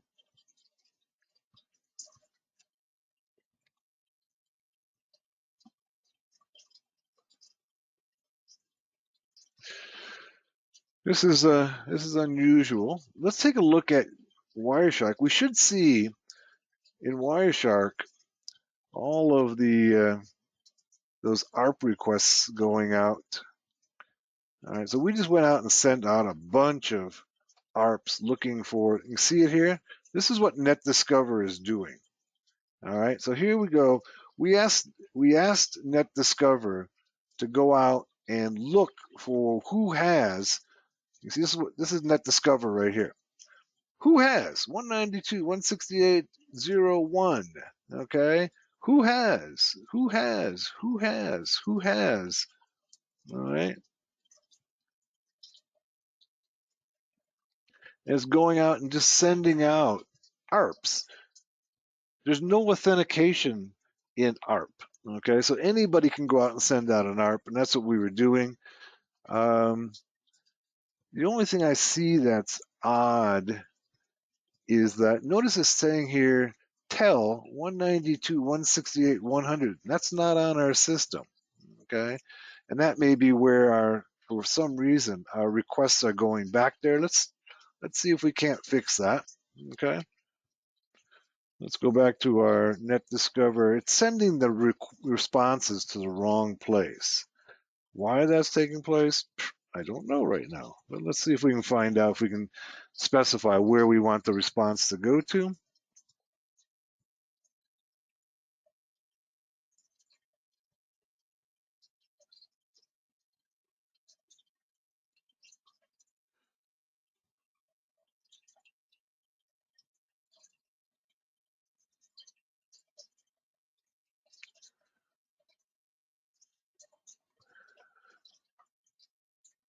I don't see any way to do that. I've never quite seen. Well, wait a minute.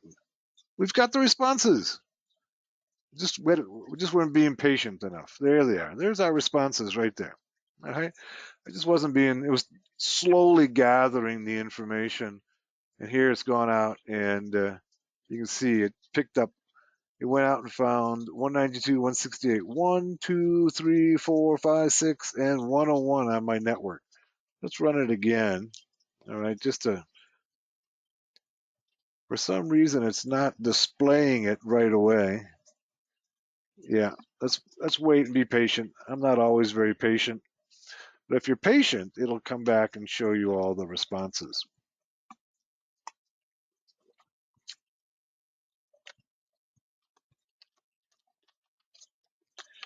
The other thing, you can put the responses into a file as well. I'm going to go Q, okay? And maybe we should just try putting it into a file, and that way, it's for some reason it's not coming out to my terminal. There is a switch. It says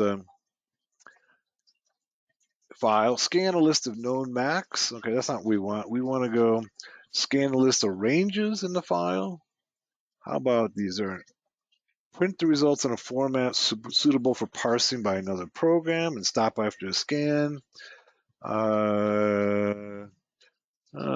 Let's see. I guess that's what we could do. Print the results in a format suitable for parsing by another program and stop after an active scan. Let's do that.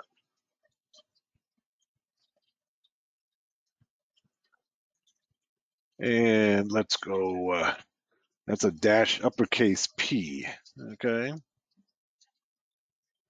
It doesn't like that. Print results in a format suitable for parsing.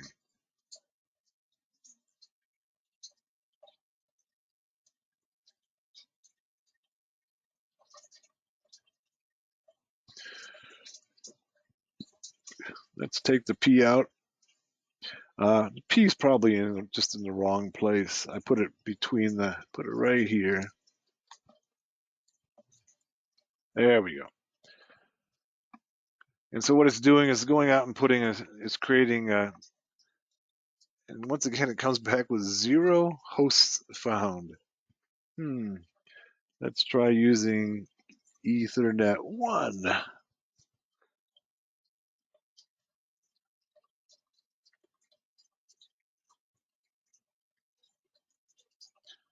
And it comes back with 0 hosts found. For some reason, it only worked on that one time, and it gave us all the information we needed.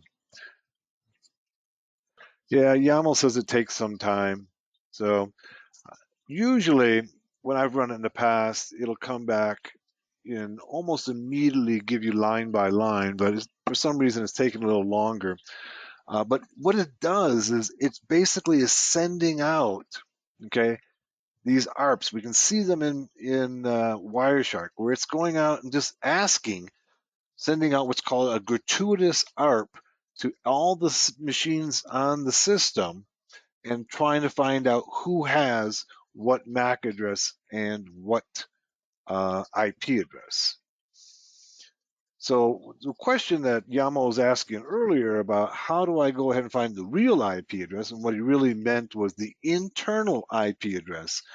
And this is one of the ways, if you're inside the other network, you can discover the internal IP addresses of all the machines there, so that when I am able to exploit one machine on a network, I can then go run NetDiscover to explore all the other machines on that network. Also, ARP can be exploited in other ways as well. So you can do a man-in-the-middle attack using ARP. Let's go back to our presentation. Daweed says, got problems using NetDiscover with VM sometimes. Yeah, and I think that's probably what's happening here, is that the Oracle's VirtualBox has some issues. All right, so if I were to run this on a physical machine, usually it'll come back right away with all the lines, but sometimes by communicating out of the virtual machine, sometimes the communication is less than ideal. As a matter of fact, let's do this. Let me go ahead and reboot this system. And there's a couple things that we ran into problems with, and I'll bet if we reboot it that we can resolve those problems. Let's go ahead and turn it off. And this is usually what you have to do when you're using a virtual machine, and you'll just kind of get used to it. I will tell you that I think that in general, that virtual VMware's VM workstation works better. It's not perfect either, but it just gives you fewer problems. But it also, it's about $300 for it. I've got it on another system here, and I use it in my lab. I use VirtualBox in class because it's what most of the students are using. Let's go reboot it again and see what we can get a few things working here a little better.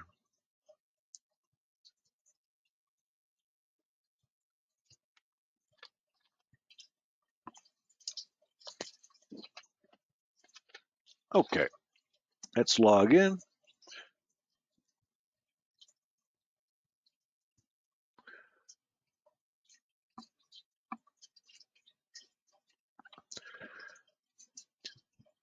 Previously, we had an issue with the IP address on our Wi-Fi adapter. Let's see if we can resolve that. Let's go sudo ifconfig.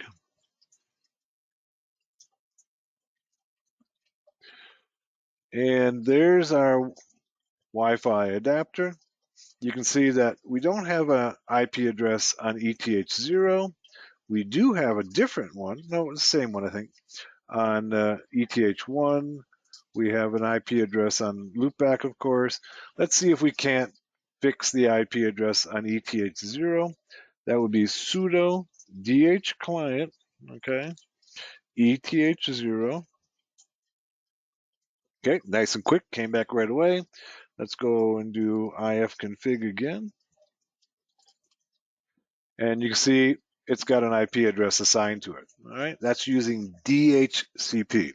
All right, let's see now if we can use DHCP to assign this WLAN 0. The light is on. Let's see if we can get it to work. DH client, WLAN 0.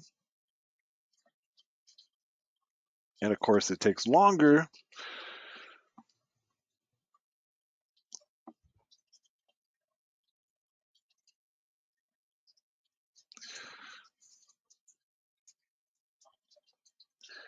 And while we're waiting for that, let's go try doing NetDiscover now again.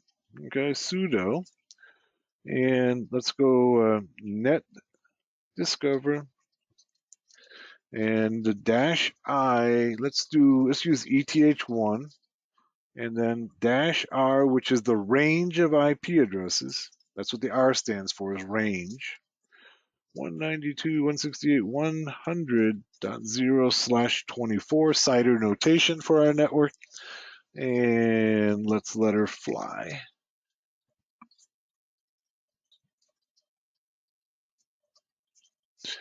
And nothing came back again. Let's give it a minute and see if it updates. It did update once. Now this one has done its work over here. Let's check to see whether or not it's got an IP address now. Okay, YAML says wait, and I'm going to do that. Okay, I'm not a very patient person, as you can tell. All right, and it still wasn't able to assign an IP address to WLAN 0. All right, let's go over here and see if we got any results yet. I'll just leave this open and see if it updates. All right. Thing is, it comes back and says 0 hosts, so that's not a good sign that we're going to get any results. Let's try a different interface. Try the interface 0.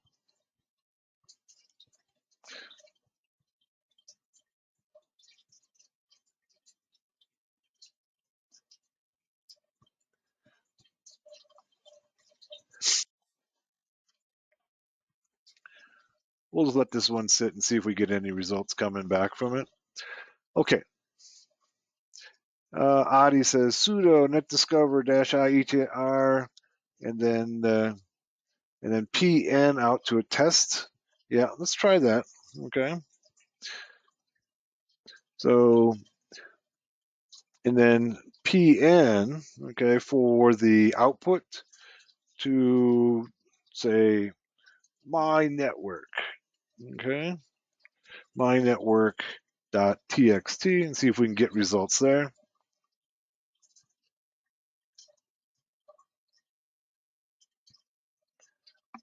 Thanks, Adi, for that. Let's go ahead then and more.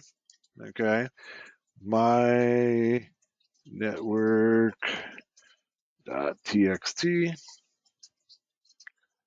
and still it found 0 hosts. So it's a quirk of a virtual machine. It's not communicating well over the network. Let's go ahead and make sure we can ping other machines on the network. Let's go ping 192, 168. We're getting the use of a lot of our TCP/IP commands. I think it's 5 is our other machine. Yep, it's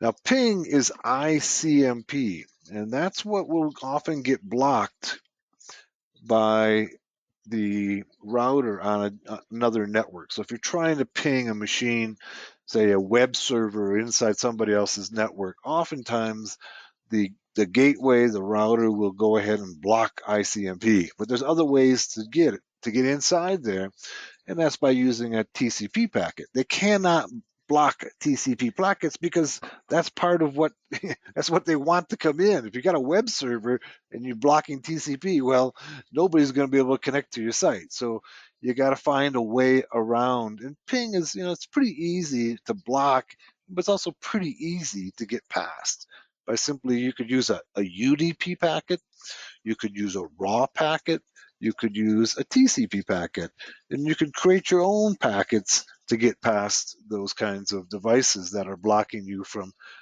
discovering hosts. All right, so we had some success, but limited with NetDiscover. Normally it works really well. For some reason today, we've only got it to work one time.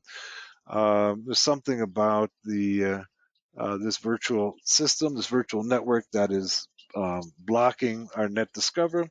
So let's continue to talk about the ARP protocol.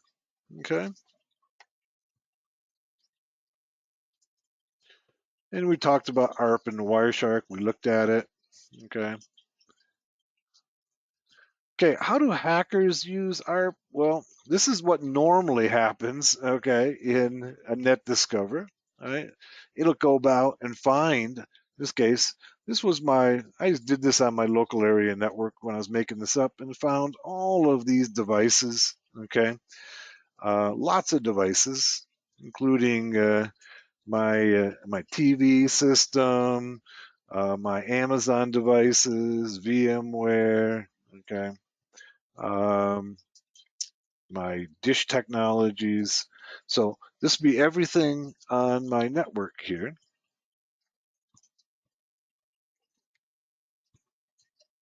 Next slide. Also, hackers can use ARP, okay, in a man-in-the-middle attack. So remember that there's no way of authenticating these ARPs. So they just go out on the network and everybody just responds to them, right? So what I can do is that I can go ahead as an attacker and convince the devices that I am somebody else. All right. I can go ahead and send out packets that say, hey, I have the IP address it's somebody else's.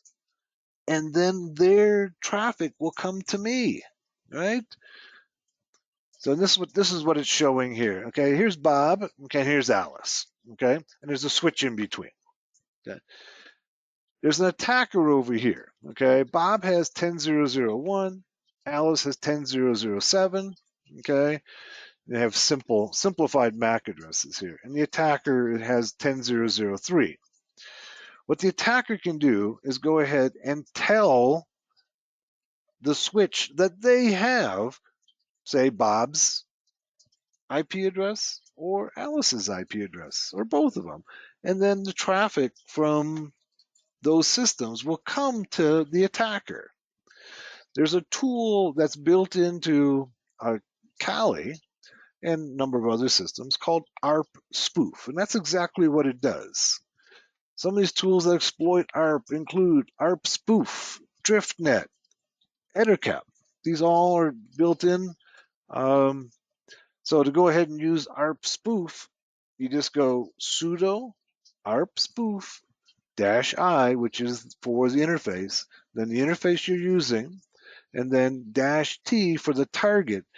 And basically what you want to do is to be able to tell it to switch, okay, to change the ARP cache to include you. And you can put yourself in the middle between two systems and get the traffic intended for the other. And then the last step of this process is to go into the kernel of your machine and then change the proc sysnet IP4 forward that allows the traffic to go through your system. Okay, so if you're putting yourself in the middle between two machines, what you want is the traffic to go through your system so you can eavesdrop on it. Okay, but you don't want it to stop there. If it stopped there, then the other target system would know that they're not getting any traffic. In this case, it goes right through you to the other system. And of course, you can use things like Wireshark or other sniffers to view the traffic going through. So if you go in, let's go to Kali. Okay, let's go ahead and open up EtherCap is a little simpler to work with. Let's go ahead and find it. Here's EtherCap graphical. Okay, it wants root privileges. Okay, this is EtherCap. All right, and basically what it does is that it's essentially used as a graphical use of ARP spoof. All right, so we tell it what interface we want to use. Okay, and we're going to go bridge sniffing. Okay, let's go set it up, and it starts doing its work over here. Okay.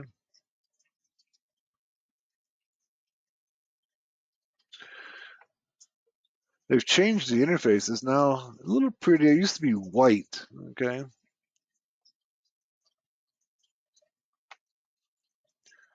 Okay, let's go ahead and set up our targets. Okay, here's our select targets. We can select by MAC address or IP address. Let's go ahead and put in 192.168, 105. What port we want to listen on. Okay, say port 80. And the other target we're going to put in is 192.168, 100. Oh, I don't know. Let's see. This is 101. We're going to have to open up another machine. Let's go ahead and basically we're going to put ourselves in the middle here. Now I got a Windows 7 system here. Let's go ahead and start that one up. Here it is right here. We'll put ourselves in between the other Kali system and our Windows 7 system. Let's give it a minute to boot up.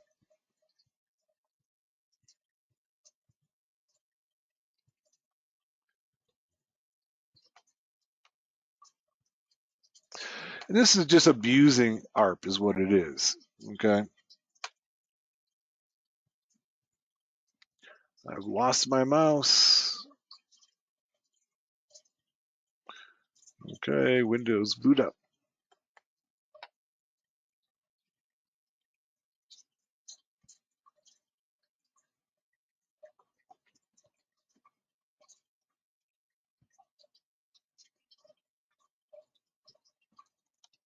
There's my mouse. Okay.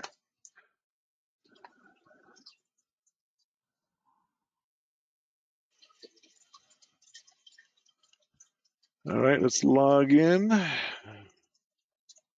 our Windows 7 system.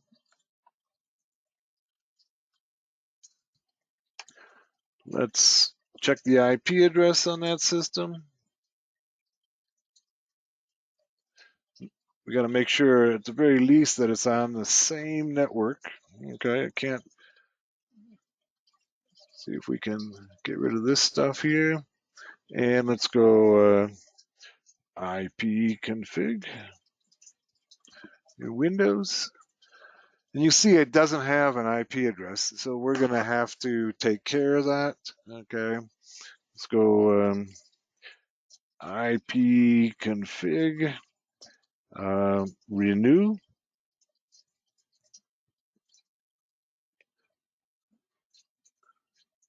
It's media is disconnected. That's the problem right here. Okay, let's go. So the media is disconnected here. Let's go into control panel, network.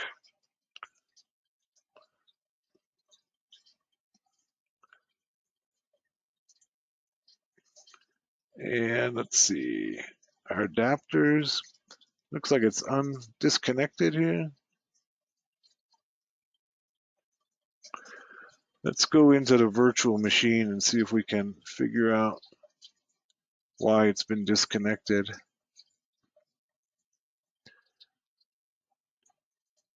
Let's go to devices, network, network settings. Let's connect the network adapter. Looking at it right here, it's trying to connect. There's a whole science and art of working with virtual machines. See if we can't get this one on our network. It's trying.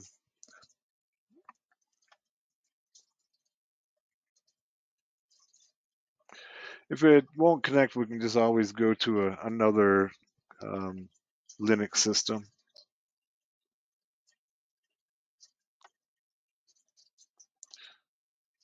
Or often, what'll work is just trying to reboot the system. Let's try that. Let's shut it down and reboot it and see if we can't get it to connect.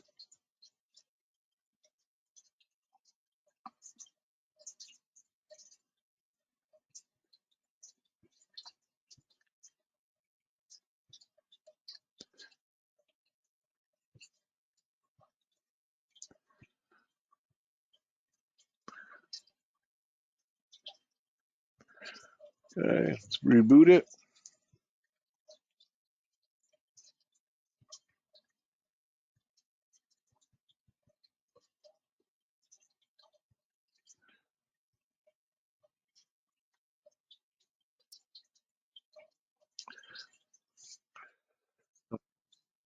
Let's log in and see if we can't get. Looks like it's connected. All right, you can see it right here, down below there. Okay, good. Sometimes just rebooting the system is the only way to really get it to work. Let's try checking our IP address now. And there it is. It's on a different network, okay, than our other systems. So let's make sure up here, and let's go up here and go network, network settings. And see, it's on, I've got a network that's called Hackers Arise here. And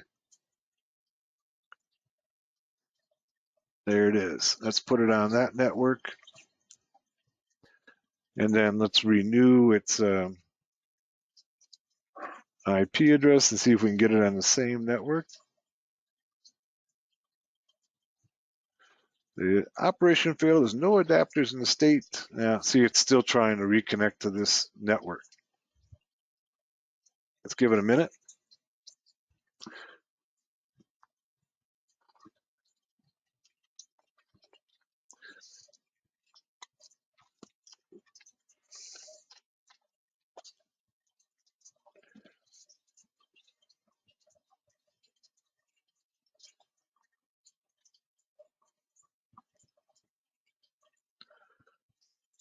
It's struggling. It wants to connect, but it can't.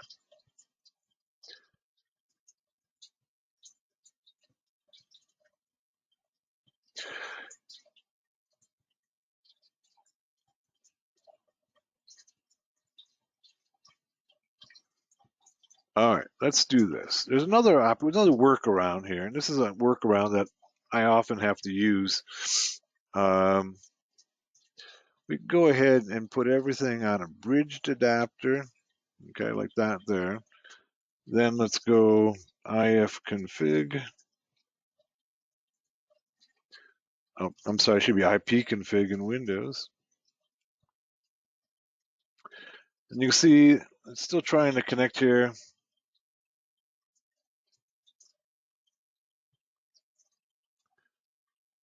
Let's see what else I have running here that we can use. The Windows machine doesn't want to connect.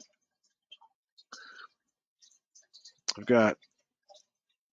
got some more Kalis here. Let's try those, see if we can get those to work.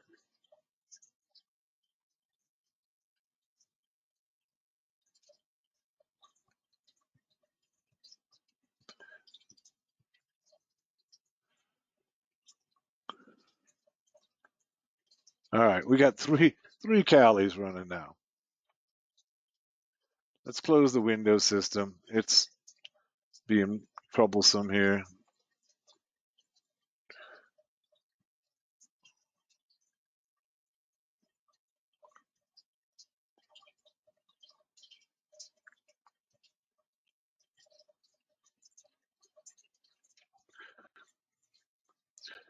Imagine that, Windows being troublesome.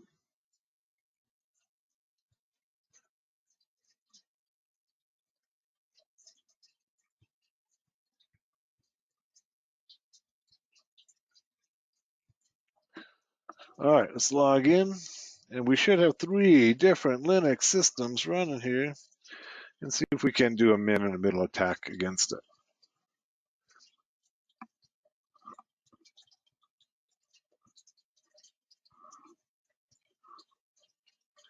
Let's open up a terminal. Let's see what IP address it's using.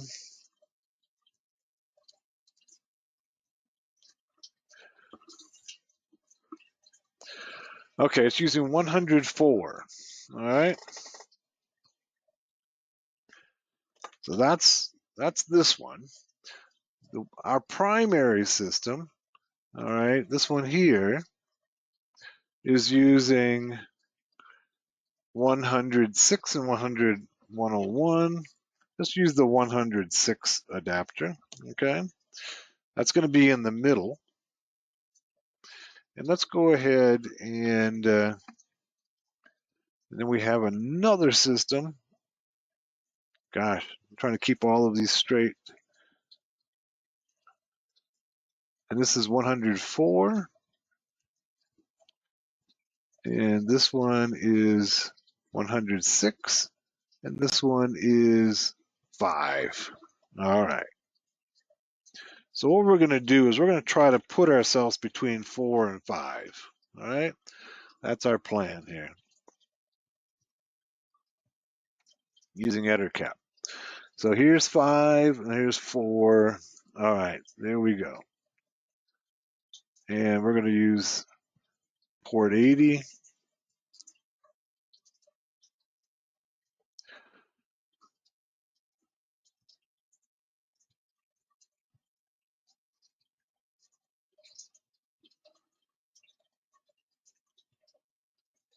Let's go view connections. Okay, here's our connections. Looks like it's host is 103. Okay.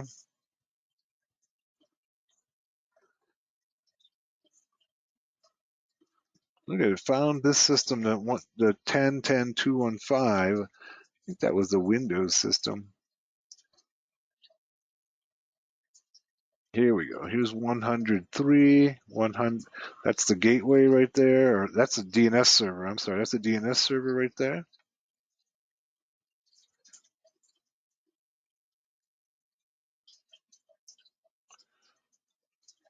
There we go. You can see here we're getting it set up. So it's filtering for TCP, UDP, and other. It's the connection state filter is active, idle, closing, closed, and killed. All right.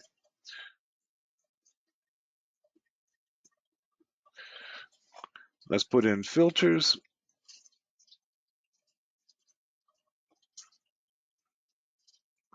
Okay, so we can go ahead and then create a filter to look for, here's our header filter, all right, to look for various traffic. Let me see if I can open this.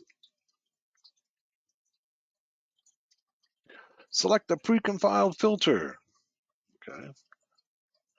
All right, let's go OK. Bad magic and filter file. Make sure to compile.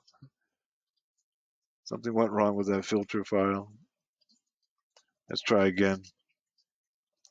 These filters they have some pre-built filters, okay, by fields and filters that you can filter for various traffic. Let's try opening it up in another terminal. All right.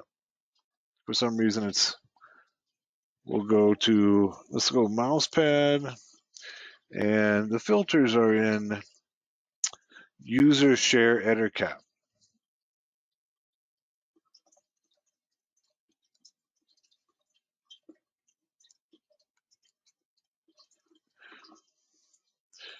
And the filter, let's get the name right so we can open it up. Eder filter.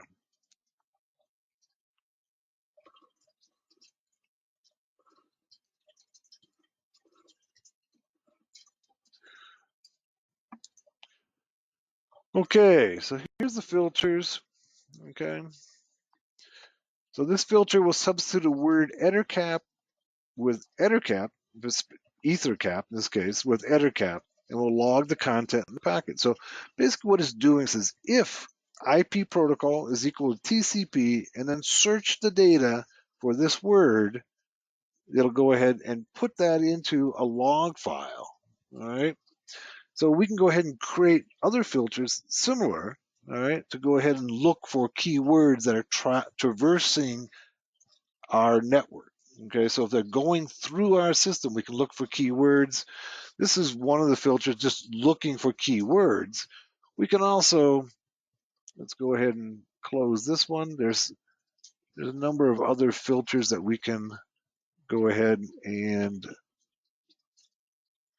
here's I think this is the email one right here. Here's one that's kill. Okay, this one here is let's just take a look and see what the filters are. Let's close. Let's close this. And let's do an ls-l on the Etsy share EtherCap. User, I'm sorry. User share, not Etsy share. All right, so here's all the filters. So here we have, here's the fields. That's the one we just looked at here was Eder filter. So here's some examples. Here's some kill filters. So once we're put ourselves in the middle between these two systems, then we can begin to manipulate the traffic. Okay, let's take a look at the examples that they have here. All right, so this is the one we want to go and take a look at. Let's copy it.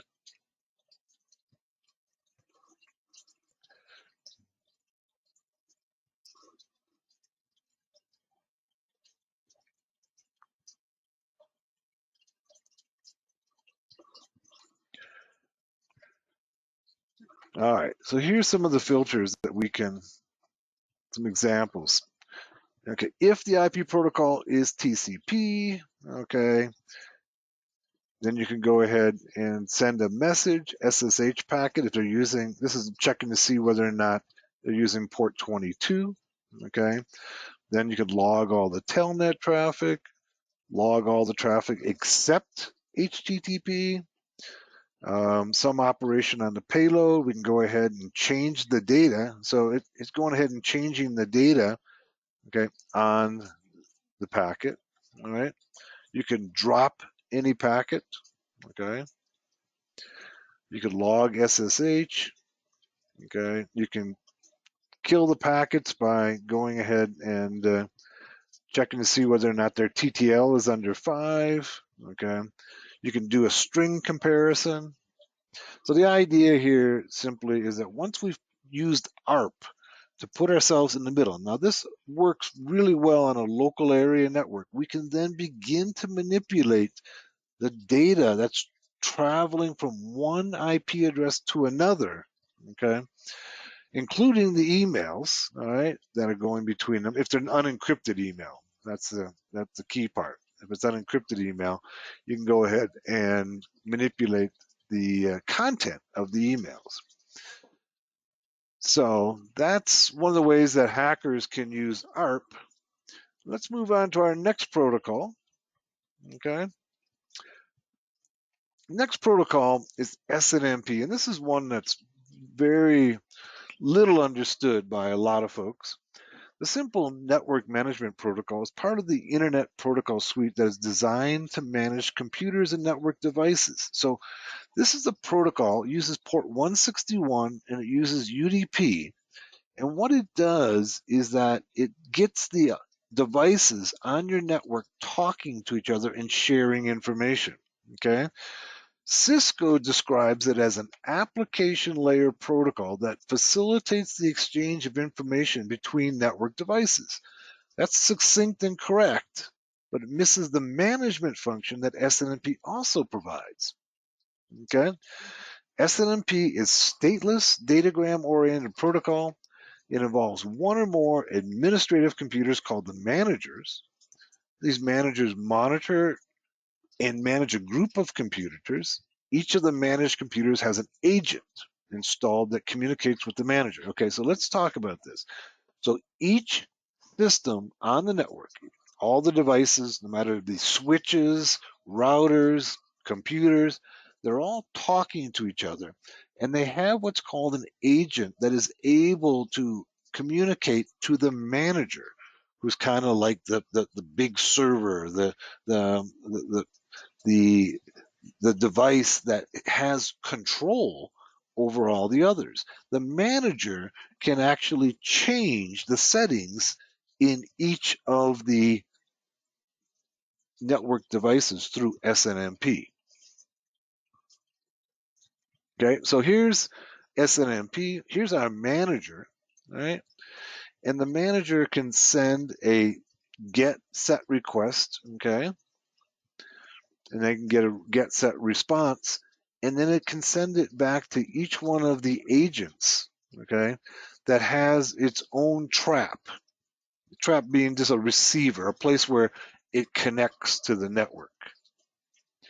We have 3 versions, okay? Let's talk about it. The agent on the managed computers provides management data to the managing computer. Basically, all it's telling it is, this is who I am, this is what I can do, okay? The manager can undertake management tasks, including modifying and applying new configurations. That's pretty powerful, managing new configurations. The management data exposed by the agents on each of the managed machines is stored in a hierarchical database called the MIB, or Management Information Base. Okay. Hackers in SNMP, it is this information within the Management Information Base that we can and will be seeking here. This MIB contains a vast array of information on every device on the network, including the users, the software installed, the operating systems, the open ports, etc. All this information can be invaluable in developing an exploitation strategy on a target. SNMP has 3 versions. Okay, there's version 1, has very poor security. The authentication of the clients is in clear text. Okay, so there's no encryption at all. And by default, it uses a community string that's set to public. Okay, so the password is public. That's what the password is. All right. The password on the manager is set to private by default. Very often, these are left unchanged. As a matter of fact, a lot of people in don't even know that there is such a thing as SNMP, okay? Or they don't do anything with it. This community string operates like a password and is valid for each and every node on the network. The authentication of the manager is also a community string set to private. So if you want to authenticate as the manager, remember the manager has all the power to be able to change all the settings. You can use the password. They call it community string, but it's basically a password called private. With these community strings, the attacker can gather all the information in the MIB, okay, all the information about all the devices, including the software on them, the users on them, and even set the configuration on the devices with the private community string. Although it's widely known and understood that SNMP v1 is insecure, it remains in wide use, okay? I recently did a security assessment of a major New York bank, and they were still using SNMP v1. And I could then go in and use these passwords, okay, private and public, to be able to access all of their devices. Even if the network administrator changes the community string from the defaults, because communications in clear text, an attacker can simply sniff the authentication strings on the wire. So we can just go on the wire and wait for the string to pass it and sniff it out. SNMP v2 is improved upon SNMP v1 in terms of performance and security, but because it was not backwardly compatible with SNMP v1, it was not widely accepted. SNMP v3 is significantly more secure than either SNMP v1 or 2. SNMP v3 adds encryption, message integrity, and authentication, but it's not used on all networks. Okay, so if you have a network that's using SNMP v1, there's a heck of a lot that you can do. Okay, abusing SNMP for intel gathering, you can use a tool called SNMP Check and 161. They're both built in the Kali. And what they do is that they try to brute force the community strings, okay, and the private string, if there's SNMP v1 in place. Here's some of the information that I gathered on a system. Once I was able to get the community string, I can get each one of the drives, okay. In this case, this was a fixed disk, this was a compact disk on D. I can get the printer, the parallel port, the serial port. Here's using the tool SNMP Check. Okay, so you just point it at the system and it'll go ahead and try starting to enumerate, okay, on that particular system, telling us how long it's been up, how long the SNMP daemon's been running, all the software that's running on that system. Okay. The NSA, our friends at the NSA, all right, have used this particular, they've used SNMP to be able to exploit VPNs. Okay, since we know the NSA has exploited SNMP to unmask VPN communications from documents that were released by Edward Snowden. There's a tutorial on Hackers Arise on how the NSA used what's called the extra bacon exploit. And basically what it does is it uses SNMP to get inside of the switch that's managing the VPN so that it decrypts all the traffic. It allows the NSA, in this case, to see all the traffic inside of the switch and decrypt all the traffic. So it can be used as a reconnaissance tool, but if you can get inside the switch, all right, then you can decrypt and see all the traffic, even that which is coming in over a VPN. The next protocol we want to talk about is SMB.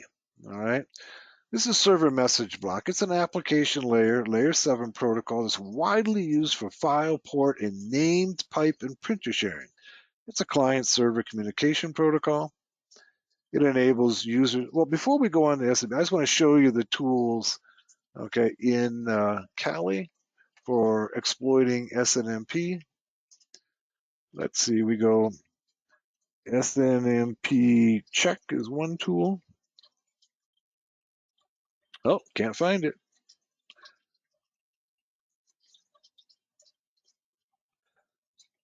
Let's go up here and take a look and go information. See if they may not have it in here anymore. Let's see if we can find it. Here's SNMP analysis. So they do, it's a dash. I spelled it wrong, and there's 161.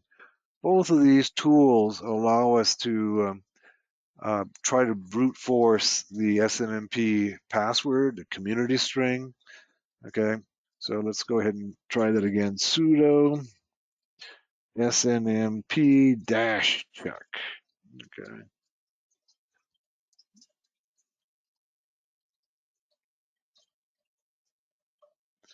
You must specify a target IP address. So let's go ahead and just put in a target IP address. Let's try one of our other systems. Go 192, 168, 100. I think what we have 6 on one of the other systems. So by default, it's going to try to connect to SNMP v1 using the community string public. Okay, and it timed out. What you would want to do, okay, is you could use 161. Okay, let's try sudo 161. Now, the reason that this is called 161 is because SNMP uses port 161. Let's try help file on that. And what it does is here's how you use it. 161, the IP address or the range of IP addresses, okay? And then you could use the default, or you can go ahead and try to brute force the password, what's called the community string or the private string, and go ahead and use a file of potential passwords and try to crack it. And once you have that password, then basically you have the keys to the kingdom, or at least the SNMP kingdom, all right? And once you have the keys to the SNMP kingdom, that means you have access to the configuration files of all the devices. You can get inside the switches, okay? So lots of things that you can do. Let's go back to our presentation. Let's talk more about SMB. And we'll finish up with SMB here, all right? And then we'll call it good for today, and we'll save the rest for tomorrow. So layer 7 protocol, it allows us to do file sharing, okay? That's basically when you're going ahead and sharing files and drives on your network, that's SNMP, port 445, okay? It enables users and applications to share resources across their LAN. This means that if one system has a file that's needed by another system, SNMP enables the user to share those files with other users. In addition, SNMP can be used to share a printer over a local area network. It uses port 445. Okay, and here's a diagram of SMB. Carlos says, would you say knowledge of networking is the most important skill we could have as a hacker? I would say it's a primary or foundational skill, because if you can't connect to other systems, how can you hack them? You have to find a way to connect to those systems, and you have to, you need to know how to manipulate these connections. So you're trying to get inside somebody else's computer, right? Right? You're trying to get inside somebody else's computer, and you have to find some way to communicate with it, okay? And these are networking protocols. And most people think of networking protocols as, TCP IP, or they're thinking about HTTP. But really, there's many, many protocols. And the more you know about these protocols, the greater the chance that you're going to have success. One that's often overlooked, as we know, is SMB. people don't think about SMB. But SMB, once again, has the keys to the kingdom because it allows me to share files in my drives with other people on my network. Okay? So if I can break SMB, I can get into your system, okay, and get your drive, your files, okay, and maybe even totally take over your control of your system. So Carlos, the answer is it's a foundational skill. Okay, it's a foundational set of knowledge to be able to be a good pen tester hacker. And here's our SMB CIFS protocol layer. And he says I'm working on getting his Network Plus. I would say that's a good idea. Okay, getting the Network Plus certification. SMB is a client server request response protocol. The diagram below, the one we're going to show next, illustrates the request response nature of this protocol. Clients connect the servers via TCP or NetBIOS. Once the two have established a connection, the clients can send commands to access shares, read and write files, access printers. In general, SMB enables a client to do everything they normally do on their system, but on the network. Okay, this sounds like something that I should know about. This sounds like something that I can use to attack other systems. And here's the SMB com negotiate request. Okay, this is a one machine to another. Okay, it makes a request. There's a response, and then there's a session setup, and then there's the NTLM challenge message to make sure that there's some authentication. And then there's a response, and then there's a setup session. Okay, so there's 6 stages of setting up a connection between two systems in SMB. All right. The term CIFS and SMB are often confused by the novice and cybersecurity professional alike. CIFS stands for Common Internet File System. CIFS is a dialect or a form of SMB. Okay, that is, CIFS is a particular implementation of the Server Message Block Protocol. It was developed by Microsoft to be used on early Microsoft operating systems. CIFS is now generally considered to be obsolete as it has been supplanted by more modern implementations of SMB, including SMB2, introduced in 2006 on Windows Vista, and 3, which was introduced in Windows 8 and Server 2012. Vulnerabilities. SMB in Windows and Samba. Okay, Samba is an implementation of SMB on Linux systems so they can communicate with Windows systems or share. Has been a major source of critical vulnerabilities on both of these operating systems in the past and will likely continue to be a source of critical vulnerabilities in the future. Basically because it has so much power that a lot of effort goes into breaking it. All right.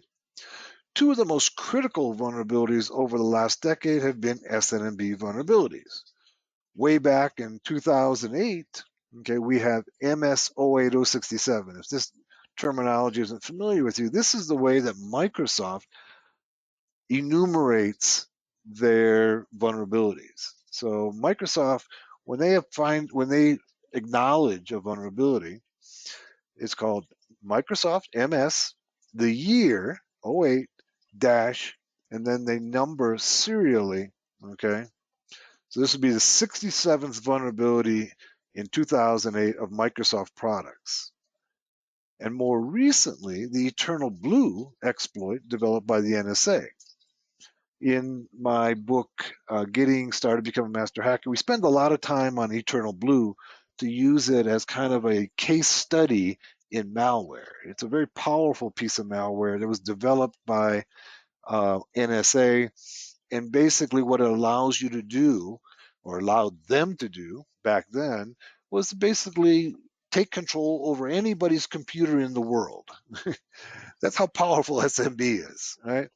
They were able to point their malware at any system in the world and just take control of it and look inside, see what they're doing. In both cases, these exploits enabled the attacker to send specially crafted packets to SMB and execute remote code within the system privileges of the target system. Okay, with system privileges, that means total control. Right? In other words, armed with these exploits, the attacker could take over any system and control everything on it anywhere in the world. Okay, that's pretty powerful stuff. All right. Here's some SMB vulnerabilities. Okay. This is the CVE database, the common vulnerabilities and exposures. This is one that's managed by MITRE. It's probably the most widely used database of vulnerabilities. Let's talk about Eternal Blue. In the winter of 2017, a mysterious group calling itself the Shadow Brokers was trying to sell NSA exploits. They were trying to sell exploits they had stolen from NSA over the web for Bitcoin. When no one would buy, they released over 300 megabytes of new material. These new exploits were capable of hacking numerous Windows OSs. The most famous of these exploits was Eternal Blue. It exploited SNMP of Windows 8 and earlier systems through SMB. All right. It was developed by Equation Group. If you're not familiar, NSA, just like the Russians and just like the Chinese, they contract out a lot of their work to other companies. Equation Group is one of those companies that the NSA contracts out malware development to. Okay, so they work under contract with NSA and they ask them, to try to develop malware. Sometimes they're not under contract, they just develop a piece of malware and they go to NSA or other countries and say, hey, we've got this that'll work against SMB and we're going to charge you $5 million for it. Would you like it? And they can say yes or no. There's a number of companies around the world, probably most famously Vupen out of France, who does similar things. They just develop malware and then they sell it. And they make millions of dollars per piece of malware. The vulnerability exists when both SMB v1 and v2 are on the system. Okay. Both Nmap scripts and Metasploit have vulnerability scans for it. Okay, here's Nmap. There's a script in Nmap.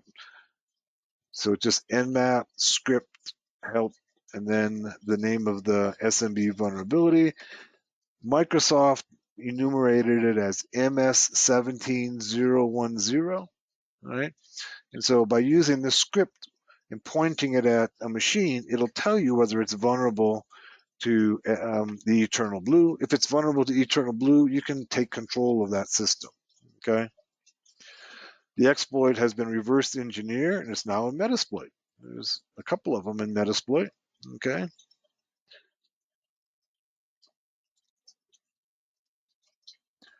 You see them here. And here's the exploit in Metasploit taking over, trying to take over the system. And here we can see it in Wireshark, the NT transfer request right there in Wireshark. And the time that we have left, let's go ahead and go back to our Kali, okay? And let's go and open up Metasploit. If you're not familiar with Metasploit, Metasploit is an exploitation framework developed by it was developed, Rapid7 now owns it, okay? So just go sudo msf console.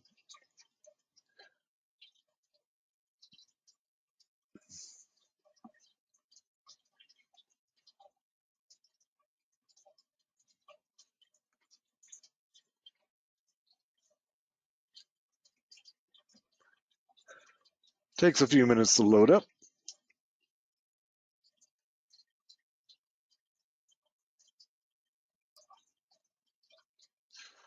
My resources are getting, this is a 32 gig system, and I've got 4 operating systems running. Usually it's a little quicker than this. Let's see if I can shut down some of the others. That shut down this one. Should free up some resources. You can see it's starting to boot up. Let's go. Let's shut down this one.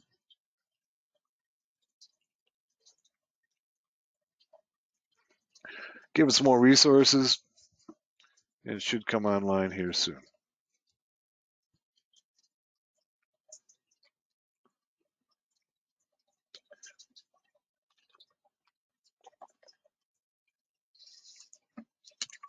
There's our Metasploit.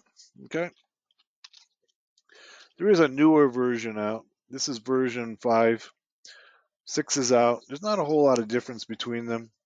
But so we can go in Metasploit, we can use a search function, go search, and let's go Eternal Blue or the MS17010. We'll find it as well. And there you go.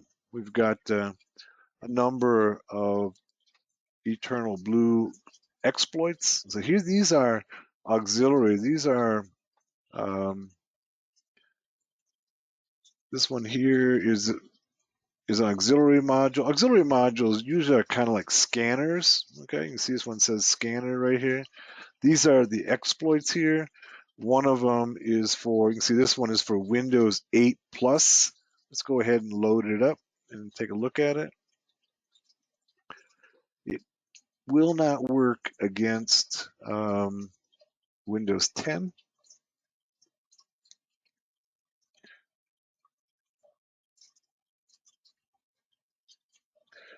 There's our loading it up. By the way, I think we says failed to load exploit Windows SMB Win 8. Why did it fail to load the? Let's try again. Let's try this one here. Copy.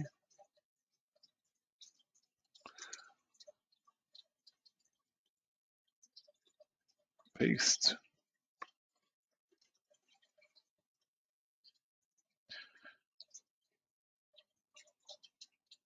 Okay, this one loaded. And then we can go info on it. You can see this module is a port of the equation group Eternal Blue exploit, part of the FuzzBunch toolkit released by Shadow Brokers. And you can read the rest of it. And you can also get some references to here. This will work against, this one will. The other one will work against Windows 8 and others, but for some reason it didn't load. This will work, notice here it uses the SMB v1 buffer, okay? And when it works successfully, you get total control over the other system, okay, with system admin privileges. You can't have a more successful exploit hack than this hack. You have total control over the system, okay? Let's see if we can get the Windows 7 system up and running and on the same network, and maybe we can just hack it just to show you what can be done, okay? Let's see my Windows 7 system. Remember we were having problems with it, but what I can do with it is I can put I'll just let it boot up, take its own IP address, and then put my Kali system on the same network that it's on. And then we'll see if we can exploit it. To show you how dangerous this exploit is. Now, exploits don't always work. Okay, even the best of them. And this one is probably works about half the time. Okay, on vulnerable systems. So, and by the way, I think we have the Metasploit course coming up in June. So if you're not familiar with Metasploit, well, be running Metasploit at that time.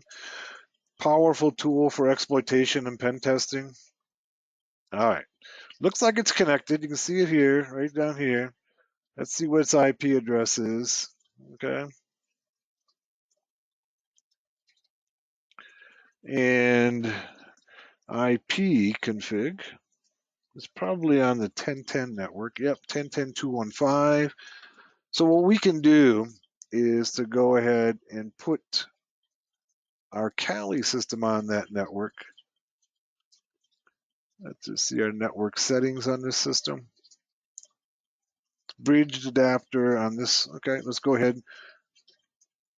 Before we do that, make sure that, no, it looks like its interface is still down.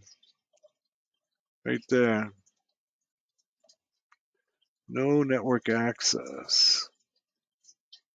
Let's see if we can ping out. Ping Google. No, it doesn't have any. Let's see if we can't bring its interface up. Connect network adapter. We're watching right here.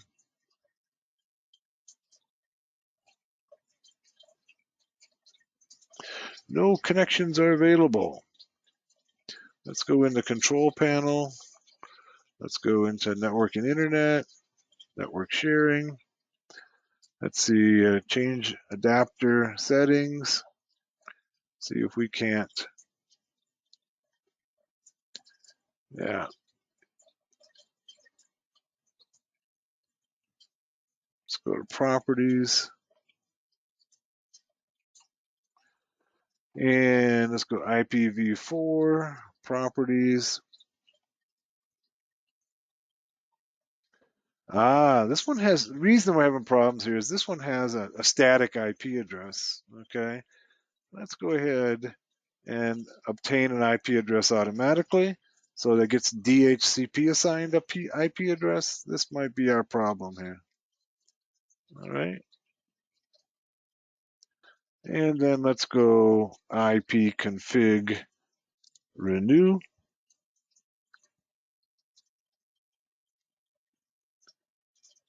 Still says the interface is down.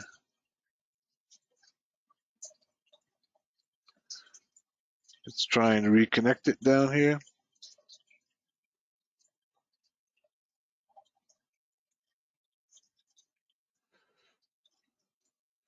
And while it's doing that, let's go see if it reset the IP address. Yeah, see you have here's an important point here, okay? It says here, auto configuration IP, it shows me 169.254.8.220. That's what's called an APIPA address, okay? An APIPA address is one that Microsoft uses when DHCP is not working, okay? Rhinus asks me, he says, where can I get a copy of Win7? Okay, well, really, getting Win7 is pretty easy, all right? Getting a vulnerable copy of Win7 is really the question that you're asking.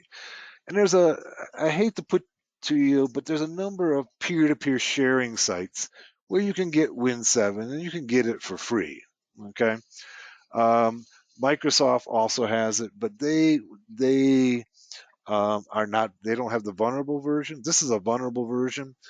I will tell you that we're going to be putting up this vulnerable version in the cloud so people can practice hacking it. We haven't got it up yet. We should have it up, say, in the next, probably in the next couple of months. And we're going to put it up on the cloud so people can practice hacking against it. But quite frankly, you don't have to look very far to find vulnerable versions. Just go looking around the internet. You'll find some. Okay. And this one doesn't want to cooperate. I'm going to try rebooting it one time and see if we can't get it to get a DHCP assigned IP address. If not, we'll just move on.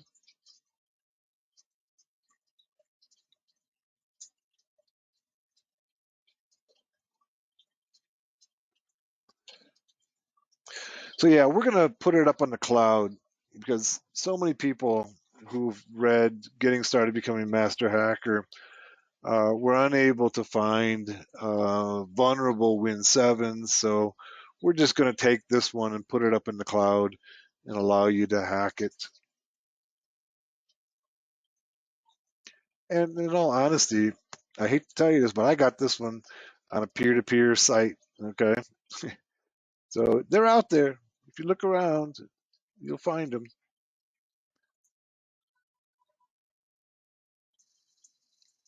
Okay, let's try one more time on this. See if we can't get it on the same network as the Kali system. So far, that's looking good right there. Okay, the interface is up.